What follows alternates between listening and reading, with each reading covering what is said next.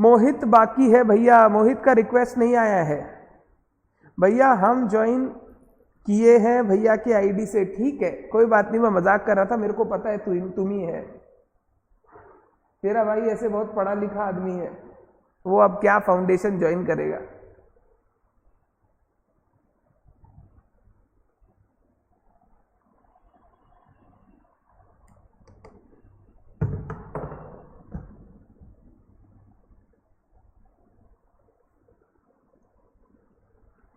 सब आ गया अंदर, किसी का कोई बाकी है क्या? पतले हो गए क्या? मजाक कर रहे? मजाक नहीं उड़ाएगा, भरी सभा में हमारा मजाक उड़ाओगे ना पाप लगेगा, श्राप दे देंगे तुमको हम। वो बोल रहा था वापस पढ़ने आने वाले हैं वो आपसे फाइनल्स के लिए। अरे यार, हम लोग इतना लकी कहाँ कि विनीत जैसा स्टूडेंट को वापस हम लोग पढ़ा सके। आएगा तो will be very very very happy. वो जब फाउंडेशन क्लियर किया था उसके बाद इंटर हम लोग उस समय नहीं स्टार्ट किए थे, बोल के मैं उनको वापस गाइड नहीं कर पाया। Otherwise I would have been very happy कि मैं उनको गाइड कर सकूं। तो अभी भी विनीत अच्छा कर रहा है, फाइनल्स वगैरह में देखे उनको गाइड करने का मौका मिलेगा तो जरूर करेंगे। फाइनल्स का भी शुरू कीजिए। अरे भाई स्नेहल, अभी हम लोग फाउंडेशन में है, फाउंडेशन के बाद इंटर है, इंटर के बाद फाइनल है, बहुत टाइम अभी। तुमको फाइनल में आते आते तुम समझ लो ये 6 महीना, 1 साल, 1.5 साल, 3 साल, 3 इयर्स। अकाउंट्स की फाइनल में जब आप ट्यूशन लोगे उसमें 3 साल बाकी है। तब तक यार मैं रहूं ना रहूं क्या पता, तुम रहो ना रहो क्या पता। तो अभी हम लोग इतना आगे का नहीं सोचते, अभी प्रेजेंट का सोचते हैं। सबसे पहले गुड आफ्टरनून एवरीवन। अब मेरे को लगता है सारे लोग ज्वाइन हो गए हैं। आप लोग अपना म्यूट कर लो माइक्रोफोन, मैं बोलूंगा। आज अपने मिले हैं 2 चैप्टर का रिवीजन करने के लिए, bills of exchange and average due date. ये 2 चैप्टर का अपने को रिवीजन करने का है। बिफोर दैट कुछ बातें डिस्कस कर रहा था, क्योंकि कुछ बच्चे लेट ज्वाइन किए हैं तो मैं एक बार वापस रिपीट कर दूं उन बातों को। हमारा नेक्स्ट टेस्ट यानी test 3 for batch 1 is on 31 July. हमारा सिलेबस रहेगा टेस्ट का, बताओ, रेक्टिफिकेशन तक सारा चैप्टर्स। कहां तक? रेक्टिफिकेशन तक सारा चैप्टर्स हम लोग के टेस्ट में रहेगा। ये टेस्ट जो रहेगा इसमें भी क्वेश्चन जो मैंने लास्ट टेस्ट में जिस लेवल का आपको दिया था, जहां पे हर क्वेश्चन में आपको दिमाग लगाना पड़ा, वैसा लेवल का आपको क्वेश्चन दिया जाएगा। प्रैक्टिस के लिए अगर आप मेरे से पूछो सर हम लोगों को टेस्ट के लिए प्रिपेयर कहां से करना चाहिए, आपने क्लासेस अगर कर ली है, कॉन्सेप्ट अगर क्लियर है तो टेस्ट के लिए आप रेडी हो। फिर भी अगर आपको करना है, फिर भी अगर आपको प्रैक्टिस करना है, मैंने जैसे बच्चों को बताया, इंस्टीट्यूट की वेबसाइट से आरटीपी निकालो, इंस्टीट्यूट की वेबसाइट से लास्ट 5 टर्म के क्वेश्चन पेपर निकालो, इन सबको प्रिंट करवा लो। अकाउंट्स के लिए बहुत जनों ने मेरे से क्वेश्चन पूछा सर क्या फाउंडेशन की हम लोग स्कैनर ले, मैंने एकदम सख्त मना कर दिया, 1 भी रुपया खर्चा करने का जरूरत नहीं है। आरटीपी और पास्ट ईयर पेपर्स निकालो, प्रिंट करवा लो, प्रिंट करवाने के बाद उससे प्रैक्टिस कर लो। उससे बाहर और उससे लेवल का क्वेश्चंस आपको एग्जाम में देखने को नहीं मिलेगा। जब तुम आरटीपी और एग्जाम के पेपर निकालोगे और सॉल्व करोगे, you'll find हर क्वेश्चन तुमसे इजीली बन जाएगा और हम लोग अपने एग्जाम, फाउंडेशन एग्जाम के लिए प्रिपेयर्ड रहेंगे। थर्ड टेस्ट के लिए आप 2 आरटीपी सॉल्व कर सकते हो। तो इस टर्म का आरटीपी जो लास्ट में 2020 टर्म का था और नवंबर 2019 टर्म का 2 आरटीपी निकाल लो। आरटीपी होता क्या है? Revision test paper. इंस्टीट्यूट हर टर्म के एग्जाम से पहले ये रिवीजन टेस्ट पेपर निकालता है, जहां पर हर चैप्टर का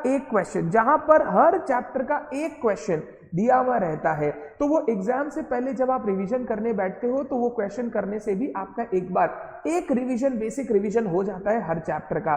तो अगर कोई बच्चा मेरी बुक के बाहर भी प्रिपेयर करना चाहता है तो वो 2 आरटीपी करके एग्जाम में बैठ सकता है। अदरवाइज अपना बुक कर लिया, कॉन्सेप्ट क्लियर है, अंडरस्टैंडिंग क्लियर है, तो आपका टेस्ट हो सकता है, आप टेस्ट अच्छे से दे सकते हो। अब टेस्ट 3 के बाद मेरे को और 2 टेस्ट कंडक्ट करने हैं इन द मंथ ऑफ अगस्त। हमारा अब बैच 1 में सिलेबस कितना बाकी है आफ्टर रेक्टिफिकेशन? 2 छोटे चैप्टर और 3 बड़े चैप्टर हमारे बाकी है। पार्टनरशिप कंपनी और कंसाइनमेंट, ये 3 बड़े चैप्टर है जो अपने को करने हैं और 2 छोटे चैप्टर अकाउंट करेंट और सेल्स ऑन अप्रूवल, और उसके बाद मिसलेनियस थोड़े से थ्योरी वगैरह के कॉन्सेप्ट है जो आप आराम से पढ़ते रहना, उसके लिए कोई हड़बड़ी नहीं है। अगस्त के महीने में 2 टेस्ट लेना चाहूंगा। एक टेस्ट लेना चाहूंगा 3 चैप्टर्स कंप्लीट करने के बाद, यानी consignment, sales on approval, account current, ये कंप्लीट करने के बाद एक टेस्ट होगा और पार्टनरशिप कंपनी कंप्लीट करने के बाद एक टेस्ट होगा। उसके बाद सितंबर अक्टूबर के महीने में 2 फुल टेस्ट अपने कंडक्ट करेंगे ताकि हम लोग हर तरीके से प्रिपेयर्ड हो जाए। देखो अकाउंट्स ऐसा सब्जेक्ट है जो क्लास 11-12 में आपने बहुत अच्छे से पढ़ रखा है, तो आई ऑलवेज वांट कि you score high in this subject so that you can cross the total of 200, and जिनको 340, 350, 300 अप स्कोर करना है, अकाउंट्स में बिना 90 लाए आप 300, 320, 340 स्कोर नहीं कर पाओगे। तो इस सब्जेक्ट में अपने को टारगेट्स हाई रखने हैं और उस हाई टारगेट्स के हिसाब से ही प्रिपेयर करना है। इसीलिए टाइम टू टाइम टेस्ट, 15 दिन, हर 15-20 दिन के अंतराल में टेस्ट लेना आपका जरूरी है ताकि आप पुराने चीजों को ध्यान में रखो। कुछ बच्चे अभी भी पीछे चल रहे हैं क्लासेस को लेके। मैंने उनको बोला था पहले भी बैच 1 में कि हर दिन 2 क्लास करना है। जो पीछे चल रहे हैं प्लीज 2 की जगह क्लास 3 करो ताकि तुम सबके साथ आ जाओ। अगर आपका 3 क्लास करने से प्रोडक्टिविटी खराब होता है, एफिशिएंसी खराब होता है, क्लास अच्छे से नहीं देख पाते हो, तब फिर हड़बड़ाने का जरूरत नहीं है, क्योंकि मैं 31 अगस्त को बैच 1 का ऑलमोस्ट सिलेबस खत्म कर दूंगा और हमारा एग्जाम है नवंबर में। नॉर्मली मैं क्लासेस में 30 सितंबर तक अपना सिलेबस कंप्लीट करता हूं, क्योंकि तुम लोग जल्दी स्टार्ट किया एंड तुम लोग अच्छे से कर रहा है तो तुम लोग 31 अगस्त को कंप्लीट कर लेगा। तो अगर कोई पीछे चल भी रहा है तो उसका 7 सितंबर, 10 सितंबर, 15 सितंबर को हो जाएगा। हम लोगों को हड़बड़ी करने का जरूरत नहीं है, बस शेड्यूल से चलना है, टेस्ट देना है एंड अपने अगर साथ साथ रहेंगे तो इजीली अपने इन चीजों को कंप्लीट कर सकते हैं। तो कोई भी हड़बड़ाना मत, पैनिक मत करना। आप जिस पेस से चल रहे हो उस पेस से चलो। अगर टाइम वेस्ट कर रहे हो तो वो वेस्ट नहीं करके एक एडिशनल क्लास डेली की करो, आपका सारा चीज शेप में आ जाएगा। अंकित सर की जो इको और लॉ की क्लास है वो अब हमने इको की क्लासेस हमने ऐप में अपडेट करनी शुरू कर दी है। डिमांड चैप्टर ऑलरेडी अपडेट हो गया है और 1-2 दिन में और 2-3 चैप्टर वहां पर अपडेट हो जाएंगे। तो आपने अगर जूम ऐप में लाइव क्लासेस की थी तो भी आप बैकअप ऐप में देख सकते हो, और अगर आपने जूम ऐप में नहीं किया है वो क्लासेस तो आप ऐप में आराम से सारी क्लासेस कर सकते हो। ये मैंने इसलिए किया है क्योंकि जूम ऐप में क्लासेस करने से बहुत बार बच्चों को इंटरप्शन वगैरह का प्रॉब्लम हो रहा था। तो मैंने अंकित सर से रिक्वेस्ट किया कि सर आप एक बार वीडियो अच्छे से रिकॉर्ड कर लो, वो हम लोग अपने ऐप में डाल लेंगे और उसके बाद क्या होगा, बच्चों को प्रॉब्लम नहीं होगा रेगुलर क्लासेस करने में। बच्चे अपने पेस से क्लासेस कर पाएंगे, उनको ना कोई दिक्कत होगा, ना जूम वगैरह का जो प्रॉब्लम था वो प्रॉब्लम होगा। तो इस तरीके से अंकित सर की क्लास हम लोग रेगुलर अब अपडेट करना चालू करेंगे। पहले इकोनॉमिक्स अंकित सर कंप्लीट करेंगे, लॉ की क्लासेस सर जो जूम ऐप में ले रहे हैं वो अभी लेंगे और धीरे धीरे लॉ की भी वो रिकॉर्डिंग करके आपको सारा का सारा नवीन क्लासेस ऐप में प्रोवाइड कर दिया जाएगा। तो किसी को भी हड़बड़ी करने का जरूरत नहीं है, घबराने का जरूरत नहीं है, बेकार का पैनिक करने का जरूरत नहीं है। थोड़ा सा टाइम दीजिए, ये पैंडेमिक का समय है, सब कुछ थोड़ा बहुत ऊपर नीचे चल रहा है, बट वी एश्योर क्लासेस आपका टाइमली कंप्लीट होगा एंड अच्छी तरीके से कंप्लीट होगा। अब हम लोग अपना मेन मुद्दे में आते हैं, जहां हम लोग को आज 2 चैप्टर का रिवीजन करना है। फिर मैं आपके कुछ भी डाउट्स होंगे तो वो डाउट्स वगैरह ले लेता हूं। पहला चैप्टर का जो रिवीजन करना है वो चैप्टर है bills of exchange and promissory note. Bills of exchange and promissory note chapter बड़ा ही सिंपल है, क्लास 11 में ऑलरेडी आपने पढ़ रखा है एंड ये चैप्टर में जो मेन क्वेश्चंस एग्जाम में आता है वो आता है जर्नल एंट्रीज करना ट्रांजैक्शंस का। हमने चैप्टर को बहुत सिक्वेंशियली पढ़ा। एक बार मैं चैप्टर का सीक्वेंस आपके सामने वापस रखता हूं ताकि आप रीआइटरेट कर सको क्या पढ़े थे, फिर एक एक पॉइंट करके रिवाइज करते हैं। पहले हमने पढ़ा था बिल्स ऑफ एक्सचेंज और प्रॉमिसरी नोट का डेफिनेशन एंड उनके बीच में क्या डिफरेंस है। बिल्स ऑफ एक्सचेंज क्या काम में आते हैं बिजनेस में, हमने वो चीज पहला पढ़ा। फिर हमने सेकेंड पॉइंट जो स्टार्ट किया वो प्रैक्टिकल पॉइंट था कि हर बिल का एक ड्यू डेट या मैच्योरिटी डेट होता है, उस ड्यू डेट मैच्योरिटी डेट का कैलकुलेशन करना सीखा। फिर बिल्स ऑफ एक्सचेंज का बेसिक अकाउंटिंग सीखा इन दी बुक्स ऑफ 2 पार्टीज, एक ड्रॉवर जो बिल ड्रॉ करता है, एक ड्रॉई जो बिल एक्सेप्ट करता है। इनके बुक्स में हमने अकाउंटिंग सीखी। उसके बाद छोटे छोटे केसेस बना के हम लोग बैलेंस चीजें पढ़े, जैसे renewal of a bill, retirement of a bill, फिर इंसॉल्वेंसी ऑफ ड्रॉई, फिर हमने पढ़ा अकोमोडेशन बिल। इस तरीके से हमने चैप्टर को कंप्लीट किया। लास्ट में एक थ्योरेटिकल टॉपिक होगा bills receivable book and bills payable book. Book, theoretical topic है, not so important for exam, but हम लोगों को पढ़ना है, समझना है। वो मैंने सब्सिडियरी बुक चैप्टर में छुड़वाया था क्योंकि मैंने बोला था मैं बिल्स ऑफ एक्सचेंज में उसको आगे कवर करूंगा। तो इस तरीके से हमने चैप्टर को पढ़ा। अब एक एक करके फटाफट हम लोग इस चैप्टर का रिवीजन करते हैं। मैं रिवीजन इंस्टीट्यूट के मैथ से इसीलिए करवा रहा हूं ताकि आपको बार बार इंस्टीट्यूट का मैथ वापस ना पढ़ना पड़े, आप मेरे साथ ही कंप्लीट कर लो। सबसे पहले आप देख रहे होंगे बिल्स ऑफ एक्सचेंज का definition. Bills of exchange has the following characteristic, it must be in writing. Bills of exchange हमेशा राइटिंग में होना चाहिए, लिखित में होना चाहिए। Oral bill of exchange is not valid. Sir bill of exchange business में क्या काम में आता है? हम लोग बिजनेस में रेगुलर बेसिस पे जो गुड्स बाई सेल करते हैं, नॉर्मली जो सेल करते हैं, हमें ट्रांजैक्शन बहुत बार करना पड़ता है क्रेडिट में। जब हम क्रेडिट में ट्रांजैक्शन करते हैं, हम सामने वाली पार्टी को ऑप्शन देते हैं कि आप आज गुड्स ले जाओ, हमें पैसा 7 दिन बाद, 10 दिन बाद, 30 दिन बाद, 2 महीने बाद, 3 महीने बाद, जैसा हम अग्री करेंगे आप हमें बाद में पैसे दे देना। अब इस चीज का एक लिखित प्रमाण होने के लिए, प्रमाण मतलब आप समझते हो, एक्नॉलेजमेंट या प्रूफ होने के लिए हम सामने वाली पार्टी पे एक रिटन एक्नॉलेजमेंट ड्रॉ करते हैं, एक रिटन इंस्ट्रूमेंट ड्रॉ करते हैं जिसको बोला जाता है बिल्स ऑफ एक्सचेंज या प्रॉमिसरी नोट, जिस पर हम लिखते हैं कि आपने हमसे इतने रुपए का गुड्स खरीदा है और आप मुझे पेमेंट कर देना 2 महीने बाद, 10 दिन बाद, 20 दिन बाद, आप मेरे को अपना पेमेंट चुका देना। ये वाला जो इंस्ट्रूमेंट होता है, जो बिजनेस के कोर्स में, ट्रेड के कोर्स में पेमेंट और सेटलमेंट को फैसिलिटेट करने के लिए किया जाता है, जिसको हम लोग बोलते हैं बिल्स ऑफ एक्सचेंज। नॉर्मली एक वर्ड आपने सुना होगा, नेगोशिएबल इंस्ट्रूमेंट। नेगोशिएबल ऐसे इंस्ट्रूमेंट्स होते हैं जो किसी आदमी को अगर किसी से पैसा पाना है या पैसा देना है तो इन इंस्ट्रूमेंट्स के थ्रू वो पैसा लेन देन कर सकते हैं एंड इनको ट्रांसफर किया जा सकता है from one party to the other. तो बिजनेस के कोर्स में जो पेमेंट और सेटलमेंट का काम होता है वो नेगोशिएबल इंस्ट्रूमेंट्स के थ्रू भी किया जा सकता है, जिसमें हमने इस चैप्टर में 2 नेगोशिएबल इंस्ट्रूमेंट डिस्कस किए, bills of exchange, promissory note. पहले bills of exchange, instrument in writing, it must be dated, उसमें डेट होना चाहिए किस दिन वो ड्रॉ हुआ है, ठीक है। It must contain an order to pay a certain sum of money. हमने डिस्कस किया था बिल्स ऑफ एक्सचेंज में हमेशा क्रेडिटर ड्रॉ करता है, क्रेडिटर यानी जिसको पैसा पाना है वो डेटर को ऑर्डर करता है कि तुम मुझे एक सर्टेन पीरियड ऑफ बाद ये certain sum of money payment कर देना। तो बिल ऑफ एक्सचेंज में हमेशा एक ऑर्डर होता है। On the other hand promissory note में हमने सीखा था क्या होता है, प्रॉमिस होता है या अंडरटेकिंग होता है। आगे, द प्रॉमिस टू पे मस्ट बी अनकंडीशनल, सामने वाला पार्टी कोई कंडीशन नहीं लगाएगा, उसको बिना कंडीशन के पेमेंट करना पड़ेगा। The money must be payable to a definite person or to his order or to the bearer. जो पैसा देगा आदमी, वो आदमी पैसा देगा उस आदमी को जिसने बिल ड्रॉ किया है या जिसका उस बिल पर नाम लिखा हुआ है, या फिर अगर ये पार्टी किसी को इंडोर्स कर देता है या किसी और को पेमेंट करने बोलता है तो इसके ऑर्डर के हिसाब से आप उस पार्टी को पेमेंट करोगे। और तीसरा, अगर कोई बिल प्रेजेंट करता है आपको, बियरर जिसको बोलते हैं, जो बिल का धारक होता है, जो आदमी ड्यू डेट के दिन आपके पास आके बिल को प्रेजेंट करे, आपको उसको पेमेंट करना पड़ेगा। तो बिल ऑफ एक्सचेंज में क्रेडिटर डेटर को एक ऑर्डर कर रहा है कि आपने मेरे से गुड्स खरीदा है जिसके लिए आपको मुझे पेमेंट करना है, तो आप मुझे इतना पैसा इस दिन के बाद पेमेंट कर देना, मेरे को कर देना, मैं अगर किसी को बोलूं तो उसको कर देना, या फिर जो इस इंस्ट्रूमेंट का बियरर होगा उसको आप पेमेंट कर देना।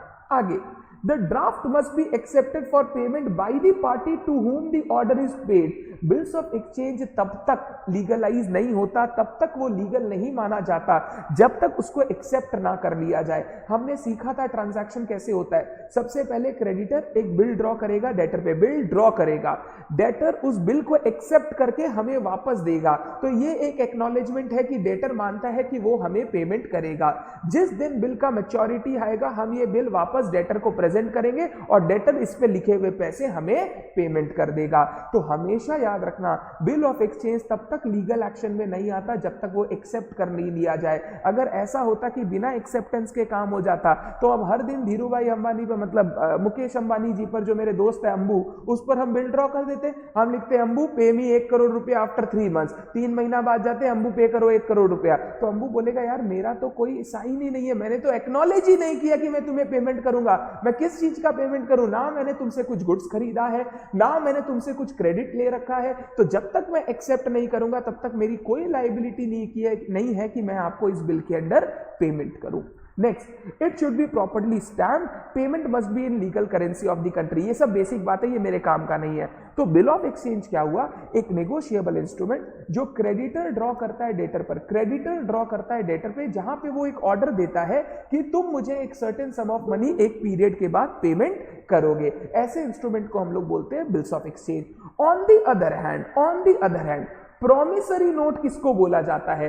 प्रॉमिसरी नोट एक डेटर अपने क्रेडिटर को बनाकर देता है कि क्रेडिटर, हमने तुमसे गुड्स परचेज किया है और हम प्रॉमिस करते हैं कि हम तुमको ये पैसा इतने टाइम बाद चुका देंगे। तो जब डेटर नेगोशिएबल इंस्ट्रूमेंट ड्रॉ करके क्रेडिटर को देता है तो उसको बोलते हैं प्रॉमिसरी नोट। यहां पर ऑर्डर नहीं होता, यहां पर एक प्रॉमिस होती है कि हम आपको आपका पैसा एक समय के बाद जो हमने डिसाइड किया है हम आपको पैसा लौटा देंगे। तो जहां पर प्रॉमिस होता है that is known as a promissory note. अगर डिस्टिंक्शन करूं दोनों के बीच में, bills of exchange is drawn by creditor on debtor, promissory note is made by debtor for creditor. Bills of exchange में ऑर्डर होता है, यहां पर प्रॉमिस होता है। बिल्स ऑफ एक्सचेंज में जो ड्रॉ करता है और जिस पर ड्रॉ करता है उन पार्टीज को हम लोग बोलते हैं ड्रॉवर, ड्रॉई। जो आदमी ड्रॉ कर रहा है वो ड्रॉवर, जिसको ये इसका पैसा देना है उसको हम लोग बोलते हैं ड्रॉई। और इन्हीं आदमी को प्रॉमिसरी नोट में हम लोग बोलते हैं मेकर एंड पेई। जो आदमी लिख रहा है यानी डेटर, उसको बोलते हैं मेकर, और जिस आदमी को पैसा देना है यानी वो जिसको पेमेंट करेगा उसको हम लोग बोलते हैं पेई। तो ये पार्टीज का डिफरेंस आता है। नेक्स्ट बात, बिल्स ऑफ एक्सचेंज में acceptance is required necessary. Promissory note में अलग से कोई एक्सेप्टेंस की दरकार नहीं है। कहां गया? It does not require any acceptance. Acceptance का क्यों दरकार नहीं है? जब डेटर खुद हाथ जोड़ के प्रॉमिस कर रहा है कि सर हम आपको एक टाइम के बाद आपका पैसा वापस कर देंगे, तो क्रेडिटर नीड नॉट एक्सेप्ट। जब डेटर एक्नॉलेज ही कर रहा है कि हमने आपसे पैसा लिया है तो उसमें कोई अलग से एक्सेप्टेंस की रिक्वायरमेंट नहीं है। तो basic difference between bill of exchange and promissory note, bill of exchange is made bye creditor, promissory note is made by debtor, parties drawer, ड्रॉई, यहां पर मेकर एंड पेई। बिल्स ऑफ एक्सचेंज में जो acceptance है वो जरूरी है, प्रॉमिसरी नोट में एक्सेप्टेंस की जरूरत नहीं है। ये बेसिक डिस्टिंक्शन है between bills of exchange and promissory note. एक पॉइंट और बोला था, bill of exchange can be made payable to bearer, यानी बिल ऑफ एक्सचेंज में बियरर यानी अगर कोई आदमी लेके आता है वो बिल ऑफ एक्सचेंज, अगर तुम्हारा लिखा हुआ है कि it can be made payable to bearer, आपको वहां पे लिखना पड़ता है बियरर। अगर वो बियरर लिखा हुआ है तो जो भी आदमी उसको प्रेजेंट करेगा उसको तुमको पैसा देना होगा। But promissory note can not be made payable to bearer because RBI act 1934 में अमेंडमेंट किया गया था, जहां पर यह बोला गया था कि प्रॉमिसरी नोट हमेशा उसी को पेमेंट किया जाएगा जिसका नाम वहां लिखा हुआ है या उसके ऑर्डर से किसी और पर्सन को जिसको उसने इंडोर्स किया है। बियरर को पेमेंट करना अलाउड नहीं है। इसीलिए हमने सीखा था बैंक नोट, करेंसी नोट, दो दे आर नोट जहां पे प्रॉमिस किया जा रहा है, they are not promissory note because they can be made payable to bearer और they are always made payable to bearer, इसीलिए उनको हम लोग प्रॉमिसरी नोट नहीं बोलते। तो the first part of the chapter was bills of exchange and promissory note में क्या डिफरेंसेस है। एग्जाम में 4 से 5 मार्क का एक थ्योरी क्वेश्चन इसके ऊपर पूछा जा सकता है। आप इंस्टीट्यूट की मैथ में अगर आंसर खोजना चाहो तो ये रहा एक कंक्रीट आंसर जो आप एग्जाम में यूज कर सकते हो फटाफट। It is an unconditional order to pay, it is a promise to pay. Next, 3 parties drawer, drawee, payee, यहां पे 2 parties maker and payee. Bill is paid by acceptor, note is paid by maker. जो आदमी बना रहा है वो promise कर रहा है वो पेमेंट करेगा। Bill is drawn by creditor, note is made by debtor. The drawer and payee may be the same person. यहां maker and payee can not be the same person क्योंकि मेकर पैसा देगा, payee को पैसा मिलेगा। Liability of drawer is secondary and conditional, ये बात बताऊंगा बाद में, अभी बात नहीं करूंगा। मेकर का liability is primary and absolute, ये वाली जो बात है ये बाद में आपके साथ डिस्कस करूंगा। Bill of exchange can be accepted conditionally, कभी कभी कंडीशनल एक्सेप्टेंस अलाउड है बट नॉर्मली अनकंडीशनल एक्सेप्टेंस ही होता है। यहां पर can not be made conditionally, ये जब भी मे होगा ये अनकंडीशनल मेड होना चाहिए क्योंकि डेटर प्रॉमिस कर रहा है, यहां पर क्रेडिटर ड्रॉ नहीं कर रहा है। फिर उसके बाद आप चेक कर सकते हो, नोटिंग यहां करवाना पड़ता है, वहां नोटिंग की जरूरत नहीं होती। नोटिंग की जरूरत नहीं होती क्योंकि डेटर ने प्रॉमिस किया है कि वो पैसा देगा, तो वहां पर नोटिंग की जरूरत नहीं है। ये 5 मार्क तक का क्वेश्चन एग्जाम में आपको एज अ थ्योरेटिकल क्वेश्चन पूछा जा सकता है। हो सकता है टेस्ट 3 में ही आपको ये क्वेश्चन दिख जाए, तो इस क्वेश्चन में हमेशा ध्यान रखिएगा, सर क्या हम लोग को डेफिनेशन लर्न करना पड़ेगा दोनों का? Answer is not at all. कभी भी डेफिनेशन लर्न मत कीजिएगा। एग्जाम में अगर क्वेश्चन आए तो बेसिक इंट्यूशन और बेसिक नॉलेज से आपको आंसर करना है। तो अभी तक हमने पढ़ा बिल ऑफ एक्सचेंज में क्या होता है, डेटर क्रेडिटर के बीच में जो पैसा लेन देन बाकी है, उस पैसा लेन देन के लिए डेटर क्रेडिटर अपने बीच में इंस्ट्रूमेंट्स ड्रॉ करते हैं, जिससे क्या होता है, एक एक्नॉलेजमेंट मिल जाता है कि हाँ debtor will pay money to the creditor after the period which has been agreed between the two parties. इनको हम लोग नेगोशिएबल इंस्ट्रूमेंट बोलते हैं because these instrument can be transferred for payment to some other party and they helps in trade facilitation या settlement in case of trade. यहां तक हमने सबसे पहला बात पढ़ा था। नेक्स्ट बात जो हमने स्टार्ट किया था, एक बार अकाउंटिंग नहीं जाकर मैं ड्यू डेट वाले कॉन्सेप्ट पर जाना चाहूंगा। ड्यू डेट वाले कॉन्सेप्ट पर मैंने क्या बोला था कि हर बिल ऑफ एक्सचेंज या प्रॉमिसरी नोट का, नेगोशिएबल इंस्ट्रूमेंट का एक मैच्योरिटी डेट होगा जिस दिन पार्टीज को पेमेंट का सेटलमेंट करना होगा। जिस दिन इस बिल का मैच्योरिटी आता है उस दिन को हम लोग बोलते हैं maturity date of the bill.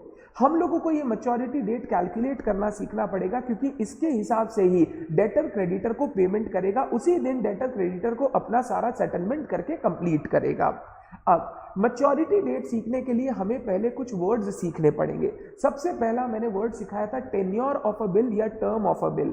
जब भी कोई बिल ऑफ एक्सचेंज ड्रॉ होता है उसमें हमेशा एक पर्टिकुलर टेन्योर होता है, एक फिक्स टेन्योर होता है। वो टेन्योर मंथ्स में हो सकता है, डेज में हो सकता है, कुछ भी हो सकता है। जैसे 60 डेज का बिल है, 3 मंथ्स का बिल है, 2 मंथ्स का बिल है। ये tenure is nothing but the credit period which the creditor is allowing to the debtor. तो क्रेडिट पीरियड जितना क्रेडिटर अलाउ कर रहा है डेटर को, उसको हम लोग बोलते हैं टेन्योर या टर्म ऑफ अ बिल।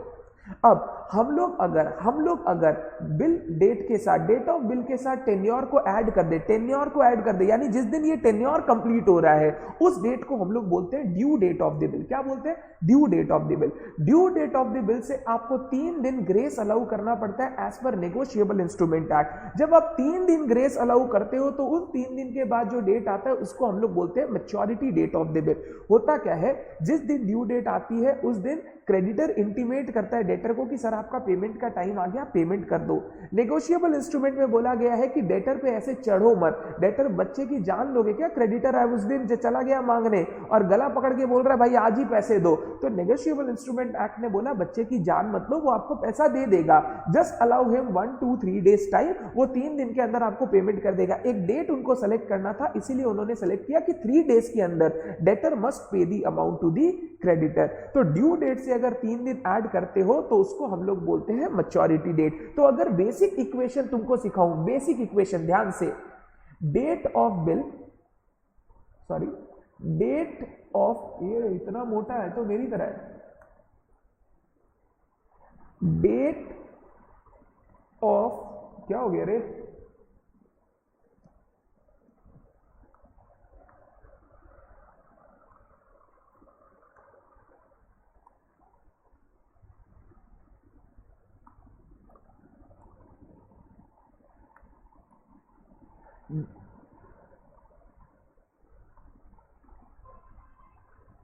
ये अब चल क्या ही नहीं रहा है। Date of bill plus date of bill plus tenure equal to क्या पढ़ा था हमने? Due date. ड्यू डेट से plus 3 days of grace. Please इसको गाली के रूप में ना पढ़े, मैं किसी को गाली नहीं दे रहा हूं, मैं किसी का नाम नहीं ले रहा हूं, मैं सिर्फ बोल रहा हूं 3 डेज ऑफ ग्रेस। अगर ड्यू डेट से 3 डेज ऑफ ग्रेस ऐड कर दो तो आ जाता है मैच्योरिटी डेट। मैच्योरिटी डेट वो डेट होती है जिस दिन डेटर बिल का पैसा या नोट का पैसा पेमेंट करेगा क्रेडिटर को। तो हम लोगों को ये कैलकुलेट करना सीखना है। अब ये जो हम लोग बिल का डेट का बात करते हैं ना, एक बिल से रिलेटेड जब बिल ड्रॉ होता है तो इसमें 2 डेट्स हो सकती है। एक होता है डेट ऑफ ड्रॉइंग, एक होता है डेट ऑफ एक्सेप्टेंस। तो हमेशा ये कंफ्यूजन रहता है कि सर जो हम लोग टेन्योर काउंट करेंगे वो टेन्योर हम लोग कहां से काउंट करें, डेट ऑफ ड्राइंग से कि डेट ऑफ एक्सेप्टेंस से। मेरा थोड़ा हैंडराइटिंग अच्छा नहीं हो रहा है इसमें, पेन बहुत ही ज्यादा मोटा है, बिल्कुल मेरी तरह नहीं है, मैं तो अब पतला हूं, बट पेन थोड़ा बहुत ही ज्यादा मोटा काम कर रहा है, तो थोड़ी सी हैंडराइटिंग में प्रॉब्लम हो रही है। तो डेट ऑफ ड्राइंग और डेट ऑफ एक्सेप्टेंस, सर हम लोग किससे काउंट करेंगे टेन्योर? उसके लिए आपको सबसे पहले बिल का टाइप समझना पड़ेगा। टेन्योर कैलकुलेशन के लिए बिल का 3 टाइप हो सकता है। मैंने अपनी 3 गर्लफ्रेंड का आपको एग्जाम्पल दिया था और वो सही है, मेरी 3 गर्लफ्रेंड्स हुआ करती थी पास्ट में। सर आपकी भी गर्लफ्रेंड हो सकती है, कभी भी अपने आप को अंडर एस्टिमेट मत करना। अगर मेरी हो सकती है तुम्हारी भी हो सकती है, और मेरी थी क्या, आंसर इज थी एंड मैं बहुत मजा किया लाइफ में, तो तुम भी कर सकते हो। तो हाँ, 3 गर्लफ्रेंड थी और तीनों गर्लफ्रेंड का सही स्टोरी सुना रहा हूं। उसी के बाद मैंने बिल ऑफ एक्सचेंज चैप्टर को अच्छे से सीखा था। एक गर्लफ्रेंड थी जिसका नाम था बिल आफ्टर डेट। एक गर्लफ्रेंड थी जिसका नाम था बिल आफ्टर साइट, और एक गर्लफ्रेंड का नाम था बिल एट साइट। ये 3 गर्लफ्रेंड थी मेरी। बिल आफ्टर डेट वाली जो गर्लफ्रेंड थी ना, वो लालची गर्लफ्रेंड थी मेरी। वो जिस दिन से मेरे और उसके नैन मटक्का शुरू हुए, उसी दिन से वो मेरे से गिफ्ट मांगना शुरू कर दी। मतलब उसके लिए कोई स्वाभिमान का बात नहीं था। मैं पहली बार उससे मिला, कब मिला, 15 जनवरी को मिला। अब 15 जनवरी को मिलते ही थोड़ी मैंने उसको प्रपोज कर दिया होगा, मैंने उसको प्रपोज नहीं किया अभी तक, हम लोग सिर्फ मिले ही थे, और उसी दिन से वो मेरे से गिफ्ट मांगना चालू, मतलब अपनी फितरत पे आ गई। ऐसी जो गर्लफ्रेंड होती है उसको हम लोग बोलते हैं बिल आफ्टर डेट। इस टाइप के बिल का जब हम लोग कैलकुलेशन करते हैं टेन्योर का, वो टेन्योर का कैलकुलेशन शुरू होता है डेट ऑफ ड्राइंग से। कहां से शुरू होता है? डेट ऑफ ड्राइंग से।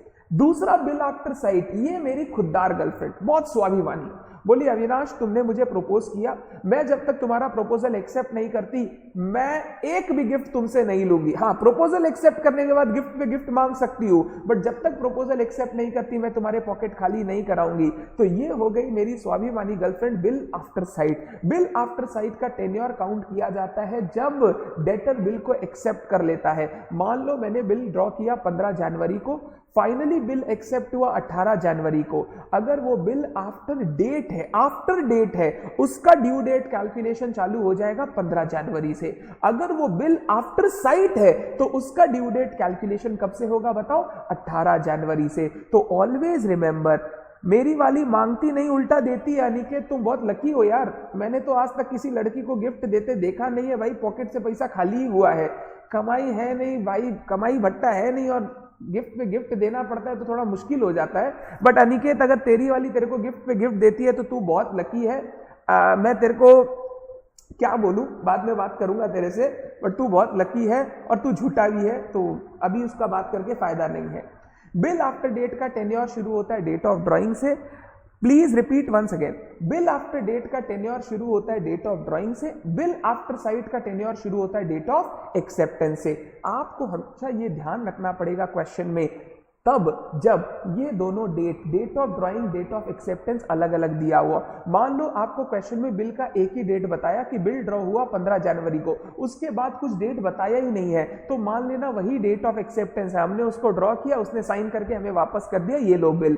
तो अगर date of drawing, date of acceptance अलग अलग नहीं दिया हुआ है तब तो ड्यू डेट कैलकुलेशन करने में झमेला नहीं है, सीधा उस डेट से टेन्योर ऐड करेंगे, अपना काम हो जाएगा। बट अगर दोनों अलग अलग दिया हुआ है तो चेक करना है तुम किस बिल का टेन्योर काउंट कर रहे हो, बिल आफ्टर डेट है या बिल आफ्टर साइट है, हमेशा क्वेश्चन बताएगा। अगर क्वेश्चन ना बताए तो जनरल रूल के लिए हम लोग क्या बोलते हैं, हम लोग अज्यूम करेंगे, क्या अज्यूम करेंगे कि वो बिल आफ्टर साइट है, और हम लोग हमेशा टेन्योर काउंटिंग कब से शुरू करेंगे? आफ्टर एक्सेप्टेंस शुरू करेंगे। हम लोग आफ्टर ड्राइंग नहीं, आफ्टर एक्सेप्टेंस से शुरू करेंगे। अगर क्वेश्चन ये ना बताए वो बिल कौन सा है, बिल आफ्टर डेट या बिल आफ्टर साइट।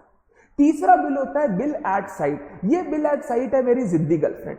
जिद्दी गर्लफ्रेंड मतलब ये जब मांगेगी तब हमको उसको गिफ्ट देना पड़ेगा, ये वेट नहीं करती। तो बिल एट साइट ऐसा बिल होता है जिसमें कोई ड्यू डेट नहीं होता, कोई टेन्योर नहीं होता। वो जिस दिन प्रेजेंट किया जाता है फॉर पेमेंट उसी दिन आपको उसका पेमेंट करना पड़ता है। तो जिस बिल में कोई फिक्स्ड टेन्योर ना हो, कोई डेज ऑफ ग्रेस ना हो, वैसे बिल को हम लोग बोलते हैं बिल एट साइट। अगर नॉर्मल एग्जांपल दूं तो चेक एक ऐसा इंस्ट्रूमेंट है जो बिल एट साइट टाइप का है। चेक जिस दिन आप बैंक के सामने प्रेजेंट करते हो, बैंक उसी दिन आपको पेमेंट करना पड़ता है। मतलब बैंक ये नहीं बोल सकता 2 दिन बाद आओ तुमको पेमेंट करते हैं। बैंक को वो चेक लेना होगा और क्लियरिंग करने के बाद वो तुमको पेमेंट करेगा। बैंक कभी भी मना नहीं कर सकता कि आप 2 दिन बाद आओ, 4 दिन बाद आओ, 3 महीने बाद आना, तुमको पैसा दे देंगे। ये चेक के साथ नहीं चल सकता। इन इंस्ट्रूमेंट को हम लोग बोलते हैं बिल एट साइट या instrument which are payable on demand और ऑन प्रेजेंटमेंट। तो जिन इंस्ट्रूमेंट का पेमेंट हमको डिमांड पे या प्रेजेंट करते ही करना पड़ता है उनको हम लोग बोलते हैं बिल एट साइट। हम लोग जब टेन्योर का बात कर रहे हैं, ड्यू डेट का बात कर रहे हैं, मैच्योरिटी का बात कर रहे हैं, बिल एट साइट में कोई मैच्योरिटी नहीं होता, प्रेजेंटमेंट के दिन पेमेंट होता है। तो हम लोगों को 2 टाइप के बिल दिख सकते हैं, bill after date, bill after sight. आप यहां पर पढ़ो, when a bill is drawn after sight, the term of a bill begins from the date of citing, that is when the bill is accepted. When the bill is drawn after date, the term of bill run from the date of drawing the bill. जिस दिन bill draw हुआ उसी दिन से उसका tenure count होना शुरू होगा। तो सबसे पहले हमने वर्ड सीखा ड्यू डेट, मैच्योरिटी डेट किसको बोलते हैं। ड्यू डेट वो दिन जिस दिन टेन्योर खत्म होगा, उससे 3 दिन ग्रेस देंगे, ऐड करेंगे तो मैच्योरिटी डेट आएगा। अब टेन्योर काउंटिंग शुरू कहां से होगा वो डिपेंड करता है बिल किस नेचर का है। 2 दिन होता है कोई भी बिल में, एक डेट ऑफ ड्राइंग, एक डेट ऑफ एक्सेप्टेंस। अगर बिल आफ्टर डेट है तो डेट ऑफ ड्राइंग से चालू होगा, बिल आफ्टर साइट है तो डेट ऑफ एक्सेप्टेंस से चालू होगा। अब जब भी आप कैलकुलेशन करेंगे, ये सब मैंने समझा दिया है, जब भी आप कैलकुलेशन करेंगे मैच्योरिटी डेट का, आपको कुछ रूल्स ध्यान में रखने हैं जो मैंने आपको क्लास में बताए थे। पहला, अगर बिल का डेट एक स्पेसिफिक डेट दिया हुआ है, बिल का पेमेंट एक स्पेसिफिक डेट पर करना है, जैसे मैंने बोला कि आज 15 जनवरी है, मान लो मैंने तुमको बोला, तुमने मेरे से 50,000 का गुड्स खरीदा, मैंने तुमको बोला 31 जनवरी को पेमेंट कर देना मेरे को, 31 जनवरी को पेमेंट कर देना मेरे को। जब मैंने एक स्पेसिफिक डेट बिल में लिख दी हो तो वही स्पेसिफिक डेट बन जाता है मेरा ड्यू डेट, वही स्पेसिफिक डेट बन जाता है मेरा ड्यू डेट, और उसी दिन हमको आपको पेमेंट करना पड़ेगा। नॉर्मली 3 डेज ऑफ ग्रेस हम अलाउ करेंगे और उसके बाद आपको पेमेंट कर देंगे। दूसरा, अगर बिल का जो टेन्योर है वो मंथ्स में दिया हुआ है, मंथ्स में, बहुत ध्यान से, मंथ्स में दिया हुआ है, तो ऑलवेज रिमेंबर, रूल क्या सिखाया था, आप जब भी कैलकुलेशन करेंगे ड्यू डेट, मैच्योरिटी डेट का, हमेशा मंथ से मंथ ऐड कर देना और जो फाइनल आया उसमें 3 डेज ऑफ ग्रेस ऐड कर देना। जैसे एग्जांपल, मान लो 15 जनवरी को बिल ड्रॉ किया, कब ड्रॉ किया, 15 जनवरी को, और इस बिल का टेन्योर हमने दिया 3 मंथ्स, तो 15 जनवरी से अगर 3 मंथ्स में ऐड करूं प्लस 3 तो ये हो गया 15 अप्रैल। अब 15 अप्रैल हो गया मेरा ड्यू डेट, अगर मैं उससे 3 डेज ऑफ ग्रेस ऐड करूं तो मेरा मैच्योरिटी डेट आ जाएगा 18 अप्रैल। तो मेरे को अगर टेन्योर मंथ्स में दिया हुआ है तो कैलकुलेशन बिल्कुल सिंपल है, जिस मंथ में ड्रॉ किया वहां से 3 मंथ ऐड करो, जितना भी टाइम है वो ऐड करो, आपका आ जाएगा, जिस मंथ में आपको पेमेंट करना है उससे 3 दिन ऐड कर दो, आपका आ जाएगा मैच्योरिटी डेट। इसमें एक बहुत इंपॉर्टेंट बात आपके साथ डिस्कस की थी, अगर जिस मंथ में अपना फाइनल ड्यू डेट पड़ रहा है उस मंथ में वो कॉरेस्पॉन्डिंग डेट हो ही ना, जैसे एग्जांपल क्या दिया था, 31 जनवरी को बिल ड्रॉ हुआ, 1 महीने का टेन्योर है, 1 महीने का, 31 जनवरी से अगर 1 महीने की बात करूं तो दिखता क्या है 31 फरवरी, बट फरवरी में तो 31 डेज होते ही नहीं, या 28 होते हैं या 29 होता है डिपेंडिंग ऑन लीप ईयर। तो अगर मैं बोलूं 31 फरवरी तो मेरा यहां आंसर हो जाएगा गलत, क्योंकि मेरा ड्यू डेट होगा 28 फरवरी, फिर मेरे को उसके बाद 3 डेज ऐड करने होंगे तो मेरा मैच्योरिटी डेट आएगा 3 मार्च। तो अगर मंथ में टेन्योर दिया हुआ है तो ऑलवेज रिमेंबर, हम लोग क्या करेंगे, सीधा मंथ से मंथ ऐड करेंगे, हमारा मंथ ऑफ पेमेंट आ जाएगा, उससे 3 डेज ऑफ ग्रेस ऐड करेंगे। अगर जिस मंथ में फाइनली हमारा ड्यू डेट लाई कर रहा है उसमें वो डेट है ही नहीं तो फिर उस मंथ का लास्ट डेट, उस मंथ का लास्ट डेट हमारा ड्यू डेट माना जाएगा और हम 3 डेज ऑफ ग्रेस ऐड कर देंगे। तो ये बहुत इंपॉर्टेंट रूल है जो आपको याद रखना है, मैंने ये लिखवाया भी था। The term shall expire on that date of the month which corresponds with the date on which the bill is dated. If the month in which the period terminates has no corresponding day, एक second, has no corresponding day, तो फिर क्या बोला? The period shall deemed to expire on the last date of such a month. The period shall deemed to expire on the last day of such a month. For example, if a bill is signed on 31st January payable after 3 months, bill due on 30th April. अगर 31st जनवरी को bill बड़ा हो जा रहे, अगर 31st जनवरी को bill draw किया गया है फॉर 3 मंथ्स, तो 31st जनवरी से 3 मंथ, फरवरी, मार्च, अप्रैल। अब 31st अप्रैल ड्यू डेट होना चाहिए था, बट अप्रैल में 31st होता ही नहीं, तो 30 अप्रैल ड्यू डेट हो जाएगा। 3 दिन ऐड करूंगा तो 3rd में मेरा फाइनल क्या हो जाएगा? Maturity date. ये बहुत इंपॉर्टेंट रूल हमने सीखा था, इसमें क्लास में गलती भी होती थी, बचपन में थोड़ा कॉन्सेप्ट ठीक नहीं था, ये मैंने क्लास में भी आपको बोला था। नेक्स्ट, अगर बिल का जो टेन्योर है वो दिया हुआ है नंबर ऑफ डेज में दिया हुआ है, 60 डेज का टेन्योर, 30 डेज का टेन्योर, 45 डेज का टेन्योर, सबसे ज्यादा प्रॉब्लम इसी में होता है। तो किस तरीके से काउंटिंग करेंगे? कुछ नहीं, जो डेट ऑफ ड्राइंग या एक्सेप्टेंस है depending on the type of bill, उस दिन से आप नॉर्मल काउंटिंग शुरू करो। मान लो हमने बिल ड्रॉ किया, एक डेट ले लेता हूं ऐसे ही, हमने बिल ड्रॉ किया 25 जनवरी को, कितने दिन के लिए? 60 डेज के लिए, 60 डेज के लिए। अब इसका टेन्योर मैं कैसे कैलकुलेट करूं ये आप मेरे को बताओ। सर 25 जनवरी से आपको 60 डेज कैलकुलेट करना है, एकदम सिंपल है सर। जनवरी में टोटल 31 डेज होते हैं, कितने? 31, जिसमें 25 ऑलरेडी जा चुके हैं, तो सर जनवरी में बचा 6 डेज, चलो मान लिया जनवरी में बचा 6 डेज। फिर फरवरी में होते हैं सर 28 डेज, क्या 28 डेज, 28 प्लस 6 कितना गया? 34, 60 में 34 गया तो कितना बचा? 26, तो 26 मार्च, सर 26 मार्च वो दिन है जब मेरा बिल का टेन्योर कंप्लीट होगा, यानी ड्यू डेट। सर इससे 3 दिन ऐड कर दो, 29 मार्च मेरा क्या हो जाएगा? Maturity date. तो 29 मार्च हमारा फाइनल मैच्योरिटी डेट होगा। अगर आपको डेज में कैलकुलेशन करना है तो तरीका क्या था? आप एकदम नॉर्मल कैलकुलेशन, फ्लैट कैलकुलेशन करो जैसा डेज का आप करते हो। 25 जनवरी को ड्रॉ किया तो जनवरी में 6 दिन और है, फरवरी में 28 दिन, 6 प्लस 28 34, 34 प्लस 26, तो 26 मार्च को 60 डेज कंप्लीट हो रहा है। 26 March is my due date, 3 दिन ऐड किया, 29 March is my maturity date. तो 3 case, bill is made payable on a specific date, बता दे इस डेट को पेमेंट करना है तो वही ड्यू डेट, फिर 3 दिन ऐड करो मैच्योरिटी। दूसरा, नंबर ऑफ मंथ्स के हिसाब से आपको बताया गया है, तो सिंपल मंथ से मंथ ऐड करो और जो आया आपका उस पे 3 दिन ऐड कर दो। ध्यान यही रखना है, अगर उस मंथ में जहां पे टर्मिनेट हो रहा है उस मंथ में वो पर्टिकुलर डेट अगर नहीं है तो उस मंथ की लास्ट डे को ड्यू डेट मान लेना। डेज में अगर कैलकुलेट करना है तो सिंपल कैलकुलेशन, आप जैसे नॉर्मल डेज का कैलकुलेशन करते हो आपको वैसे ही करना है। ठीक है, हमने बात की अगर जो हमारा फाइनल डेट आया जिस दिन हमें पेमेंट करना है, यहां वर्ड लिखा है ड्यू डेट, बट मैं बोलूंगा जिस दिन फाइनली पेमेंट करना है यानी मैच्योरिटी डेट, वो अगर एक पब्लिक हॉलीडे हो, क्या हो? पब्लिक हॉलीडे, तो हम लोगों को जो पेमेंट है वो एक दिन पहले करना पड़ेगा।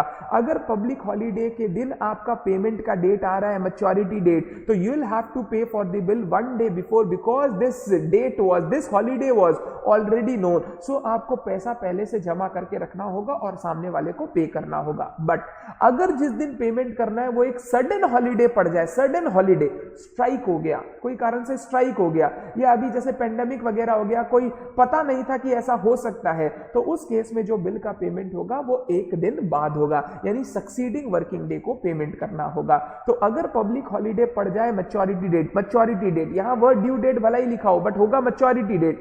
अगर पब्लिक हॉलीडे पड़ जाए मैच्योरिटी डेट तो पेमेंट एक दिन पहले करना है, अगर सडन हॉलीडे पड़ जाए मैच्योरिटी डेट तो पेमेंट एक दिन बाद करना है। ये हमने डिस्कस किया था, क्या चीज के लिए डिस्कस किया था बताओ? ये हमने डिस्कस किया था due date and maturity date का कैलकुलेशन के लिए। किसी बच्चे को इस टॉपिक में डाउट है, तो वो क्वेश्चन रेज कर सकता है। ये सबसे पहला और मोस्ट इंपॉर्टेंट टॉपिक था और इससे आपको ट्रू फॉल्स या सीएमए में जो ऑब्जेक्टिव क्वेश्चन होते हैं वो एग्जाम में दिखाई देंगे, तो ये टॉपिक बहुत इंपॉर्टेंट है। जर्नल वाले क्वेश्चन में भी जब डेट्स बैठाना होगा तो इस टॉपिक का आपको अंडरस्टैंडिंग होना चाहिए। अगर किसी को डाउट है तो पूछ लो, कुछ चैट्स में है, मैं एक बार चैट्स देख लेता हूं क्या था। मेरी वाले मांगती है बेकार बेकार बेकार मस्त लैपटॉप, सर ये क्लास रिकॉर्ड हो रहा है, हाँ रिकॉर्ड हो रहा है, और लॉ का ये सब छोड़ दीजिए, ठीक है डन। किसी को क्वेश्चन है तो फटाफट पूछ लो, फटाफट पूछ लो, अगर नहीं है तो फिर मैं आगे बढ़ता हूं। भैया सपोज पेंडेमिक में 2 मंथ्स का लॉकडाउन था तो उसमें कब मैच्योरिटी डेट होगा? अभी पेंडेमिक में सब बैंक्स वगैरह बंद थे। अगर आपका ऑनलाइन पेमेंट मोड चालू है, if you can pay through online mode, you must pay उसी दिन जिस दिन आपका मैच्योरिटी हो रहा है। बट अगर आपके पास ऑनलाइन का ऑप्शन नहीं है एंड आप सामने वाले को इस चीज के लिए कन्विंस कर दिए, तो सामने वाला आपसे वापस एक बार बात करके डिसाइड कर लेगा कि आप हमको पेमेंट कब कर देना। इस बार तो सभी को लेट हुआ है पेमेंट करने में, तो उसमें कोई दिक्कत नहीं है, आप क्रेडिटर के साथ बात कर लो, ये तो इंस्ट्रूमेंट, ये कॉन्ट्रैक्ट ही है, आप बात कर लो सामने वाले के साथ और उस हिसाब से पेमेंट कर देना। हाँ, इंटरेस्ट वगैरह अगर चार्ज करना है तो आप कर सकते हो depending on the agreement between the parties. इस बार बहुत इंटरेस्ट वगैरह वेव कर दिया गया है क्योंकि डिफिकल्टी का टाइम है, सामने वाला जेन्युइन रीजन से पेमेंट नहीं कर पा रहा है, तो इसीलिए इंटरेस्ट वगैरह का वेवर भी कर दिया गया है।